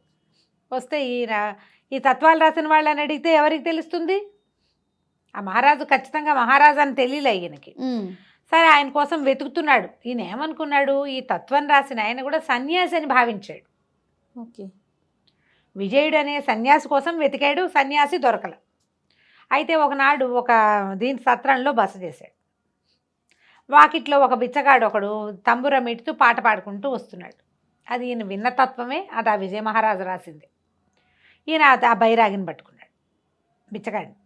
ఏరా అబ్బాయి, ఎక్కడిది ఈ పాట, ఎవరు రాశారంటే మా ఢిల్లీ మంత్రి విజయ మహారాజు రాసిన తత్వం, మేమందరం పాడుకుంటాం అన్నాడు. అనేసరికల్లా ఏమిటి మహారాజా అంటే, మహారాజు కాదండి ఆయన మంత్రి, కానీ ఆయన మేము మహారాజు అని పిలుచుకుంటాం ఈ ఊళ్ళో, ఆయనే ఇట్లాంటి అద్భుతమైన తత్వాలు రాస్తాడు, ఇవి బయటకు వస్తాయి, మా ఊరంతా పాడుకుంటామండి. ఈ ఊళ్ళోకి వచ్చిన బైరాగులు వాళ్ళు వీటిని నేర్చుకుని సన్యాసులు అక్కడ అవతల వీటిలలో కూడా, అంటే అప్పట్లో తిరిగేవాళ్ళు బైరాగి జనం ఏముంది, తత్వాలు పాడుతూ తిరిగితే ఎవరో ఒకళ్ళు ఒక ముద్ద పెడితే ఆ ముద్ద తిని తత్వం పాడుకుంటుండే. తత్వం లోపలికి వెళ్ళే తాదాత్మ్యత కోసం పాడుకునేవాళ్ళు, భిక్షాటన కోసం పాడుకునే పాట కాదు అది. దాంతో ఈయన ఏం చేశాడు, ఆయన్ని కలవాలని వెళ్ళాడు. వెళ్తే ఇట్లా వైరాగులు, సన్యాసులు, యతీంద్రులు, యోగులు ఎవరైనా వస్తే ఆయన దర్శనం ఇచ్చేవాడు వెంటనే. వెళ్ళేసరికల్లా ఆ సభ అక్కడికి వెళ్తుంటే ఆశ్చర్యపడి, ఏమిటిది పాలరాతి మందిరం, బంగారపు ఇవి వేళ్లాడుతున్నాయి, ఏమంటారు తోరణాలే, బంగారు తోరణాలు, ఎంతమందో జనం, చల్లటి గాలి వచ్చేటువంటి పంఖాలు, సువాసనలు ఈలుతున్నటువంటి ఇవి పరదాలు, తోటలు, ఘుమఘుమలాడిపోతోంది వాతావరణం అంతా. అట్లా ఎలా ఉండాలి, సన్యాసి దగ్గర అట్లా ఉండకూడదు. ఆయన ఆశ్చర్యపోయాడు. ఈ విజ్ఞాన చంద్రుడికి లోపలికి దర్శనం ఇప్పించారు. ఈయన వెళ్ళేసరికల్ ఒక పట్టు బాలిస్ మీద ఆయనట వాలి కూర్చున్నాడు, ఏదో రాసుకుంటున్నాడు. పక్కన ఒకళ్ళు వింజామర, ఒకళ్ళు ఛత్రం ఇది విసురుతున్నారు. చల్లని గాలి వచ్చే పంఖా ఊతు మీద తిరుగుతోంది అటు ఇటుగా, అంటే ఆ గదంతా చల్లగాలి వస్తే ఆ చల్లదనం ఈయన మీదకి రావడానికి ఒక వింజామర విసురుతున్నారు. ఆశ్చర్యపోయాడు ఆయన. ఏమిటి నాయన ఏమిటంటే, సరే మాట్లాడుకున్నారు. వెళ్ళి పాదాల మీద పడ్డాడు. ఆ యోగిని చూడంగానే కూర్చోండి అన్నాడు. ఆయనకి అన్నీ అరేంజ్ చేశాడు. అప్పుడు ఈయన ఏమన్నాడు, నువ్వు ఇట్లా సుఖాలు అనుభవిస్తూ తత్వాలు రాయటం ఏమిటి? నేనేం చేయనండి, నాకు సుఖాలు అనుభవించాలని లేదు, కానీ నా పదవి అట్లాంటిది, నా జీవితం అట్లాంటిది, వీళ్ళంతా ఉన్నారు అంతేను, వీటి మీద ఆసక్తి లేదండి నాకు. ఏమిటో వాళ్ళు ఉన్నవారు వాళ్ళ పని వాళ్ళు చేసుకుంటూ ఉంటారు. అమ్మాయి వింజామరా, దాని జీతం పోతుంది వద్దంటే, అందుకని అది వీచుకుంటూ ఉంటుంది. వాడు పంఖా లాగేవాడు ఒకటినాడు, వాడి జీవితం పోతుంది, లాగనిస్తాను. ఇవన్నీ ఇలా మెయింటైన్ అవుతుంటాయి. అందరూ ఎవరి పని వాడు చేసుకుంటూ పోతూ ఉంటాడు. ఈయనకి టోపీ పెట్టేవాడు ఒకడు, బట్టలు మార్చేవాడు ఒకడు, చెప్పులు తొడిగేవాడు ఒకడు, వాళ్ళందరూ వాళ్ళ పనులు వాళ్ళు చేసుకుంటారు. నాకు ఆసక్తి ఉండి జరగట్లేదండి అంటే ఆయన ఏమన్నాడు, విజ్ఞాన చచ్చా నువ్వు ఇట్లా ఉండకూడదు, ఇవేవి ఉండద్దు, వీటన్నిటి వదిలిపెట్టి నాతో వచ్చేవంటే వచ్చేస్తానన్నాడు. నిజంగా వచ్చేస్తాం. ఆయనకి ఈ తత్వం వీడి మనసులో నుంచి వచ్చిందా రాలేదా అడుగుదామని ఉంది. వచ్చింది, నా మనసులో నుంచే వచ్చిందని చెప్తున్నాడు. మరి వస్తావంటే వచ్చేస్తానన్నాడు. అనగానే ఒకరోజు పొద్దున్నే తెల్లవారుజామున అన్నీ వదిలేసి ఏమీ లేకుండా కాలినడకన యోగితో సహా బయలుదేరాడు. మధ్యాహ్నం బాగా ఎండ ముదిరేదాకా నడిపించుకుంటూ తీసుకుపోయాడు. నడవగా ఒక ఎడారిలో నడుస్తున్నారు వాళ్ళు. ఢిల్లీ నుంచి బయటికి వెళ్ళాలంటే ఆ ఎండలు ఎండాకాలమే, అది ఎడారిలోనే నడిచారు. ఒక మర్రి చెట్టు ఉంది ఆ ఎడారిలో కొసగా. ఆయన ఏమన్నాడు, సరే నిన్ను అందరు గుర్తుపడతారేమో, నువ్వు ఈ మర్రి చెట్టు కింద కూర్చో, నేను పక్కనే నా ఊళ్ళో నుంచి ఏదైనా ఆహారం తీసుకొస్తాను, భిక్షాటం తీసుకొస్తానన్నాడు యోగి. ఏం తెచ్చుకోవాలి ఆ ఫుడ్డు. అప్పటిదాకా నడిచారు, మధ్యాహ్నం 2 దాకా, తెల్లవారుజాము నుంచి పాపం.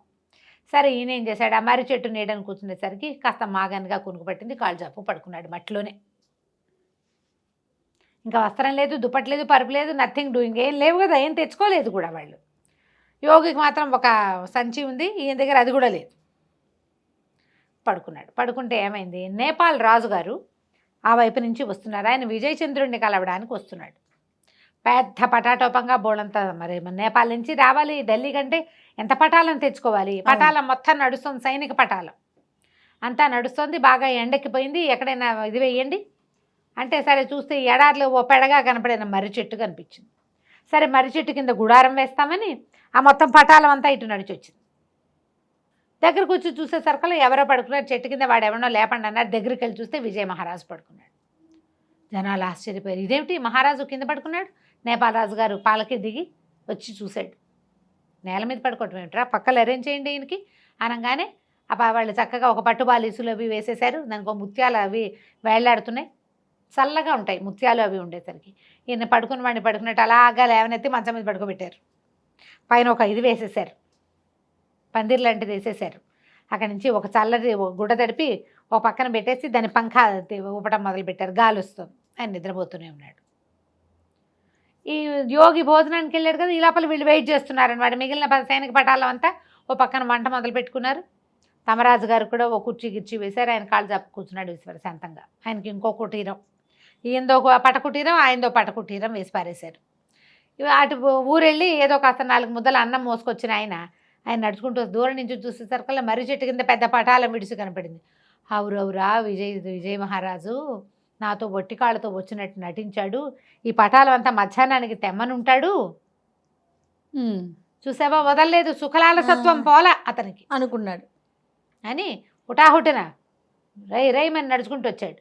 వచ్చి చూస్తే ఏముంది, ఎవరున్నారంటే విజయ మహారాజు ఉన్నారు. మీరెవరన్నారు? నేను అతను నాతోటే వచ్చాడన్నాడు. ఈయన లోపలికి వెళ్ళి చూస్తే ఆయన బాలిస్ మీద పడుకుని నిద్రపోతున్నాడు, పట్టు బాలిసుల మీద. ఈయన వెళ్ళి లేపాడు. ఆయన ఉలికిపడి లేచి ఇదేంటి ఇవన్నీ ఎక్కడి నుంచి వచ్చినాయి అని అడుగుతున్నాడు. ఆయన నువ్వే తెచ్చుకున్నావు కాదా అన్నాడు. నేను తేలేదన్నాడు. ఈ లోపల నేపాల్ రాజు వచ్చాడు. విజయ మహారాజు నిద్ర లేచాడు. నేను ఆయన ఏం చెప్పండి, మిమ్మల్ని కలవడానికే వస్తున్నానండి, మీరు ఎండలో ఎందుకు పడుకున్నారో మాకు అర్థం కాలేదు. మా సైన్యం మీకోసం ఇవన్నీ సైనికులు సేవకులు చాలామంది వచ్చారు, మీకు ఇవి ఏర్పాటు చేశారు. ఎవ్వరూ లేకుండా మీరు ఒక్కళ్ళే ఈ అడవిలో ఇట్లా పడుకుని ఉండటం ఏమిటి, ఇట్లా ఈ ఎడారిలో ఏం జరిగింది అనగానే ఈ విజ్ఞాన చంద్రుడికి అర్థమైపోయింది. నేను ఇతనికి సుఖాల నుంచి లాక్కొచ్చి ఎండలో దిక్కుమాలిన పరిస్థితుల్లో ఏ ఒక దిక్కు లేకుండా ఉంచినా అతనికి రావాల్సిన సుఖం ఆ టైంకి అలా వచ్చేసింది వాడి ఎత్తి మీదకి. వద్దనుకున్నా కూడా, అదే కదా, కావాలనుకుని కాదు, వద్దనుకున్నా వచ్చేసింది. ఈ హింతే విజయచంద్రుడు అన్నాడు. విజయ మహారాజు చెప్పాడు యోగికి, విజ్ఞాన చంద్రుడికి, అయ్యా నాకు అభ్యంతరం లేదు, ఇప్పుడు కూడా నేను మీతో పాటు వచ్చేయడానికి సిద్ధంగా ఉన్నా. ఆయనకి ఏదో సలహా కావాలని వచ్చాడు. సలహా చెప్పేస్తా, మీ వెనకాల వస్తానండి, వెళ్ళిపోదాం మనం అడవుల్లో ఎక్కడైనా ఉందాము అన్నాడు. అంటే విజ్ఞాన చంద్రుడు తెలుసుకున్నాడు, వద్దునైనా నువ్వు సుఖప్రారబ్ధుడివి, నేను అడవికి తీసుకెళ్ళినా ఏదో ఒక పటాలం వస్తుంది అక్కడికి నేను సుఖపెట్టేందుకు, నువ్వు ఇలాగే ఉండు,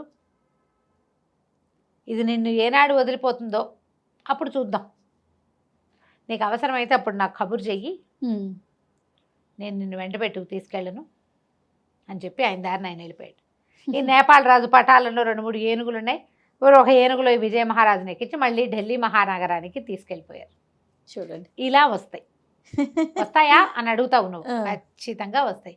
ఎవరి లెవెల్ని బట్టి వాళ్ళకి ఎవరికి కావాల్సింది వాళ్ళకి కావాల్సినవి కాదు. ఎప్పుడు కూడా నేను చెప్తానా, రావాల్సినవి వస్తాయి, రావాల్సింది గ్యారంటీగా వస్తుంది.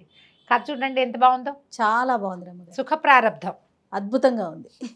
నమస్తే. నమస్తే.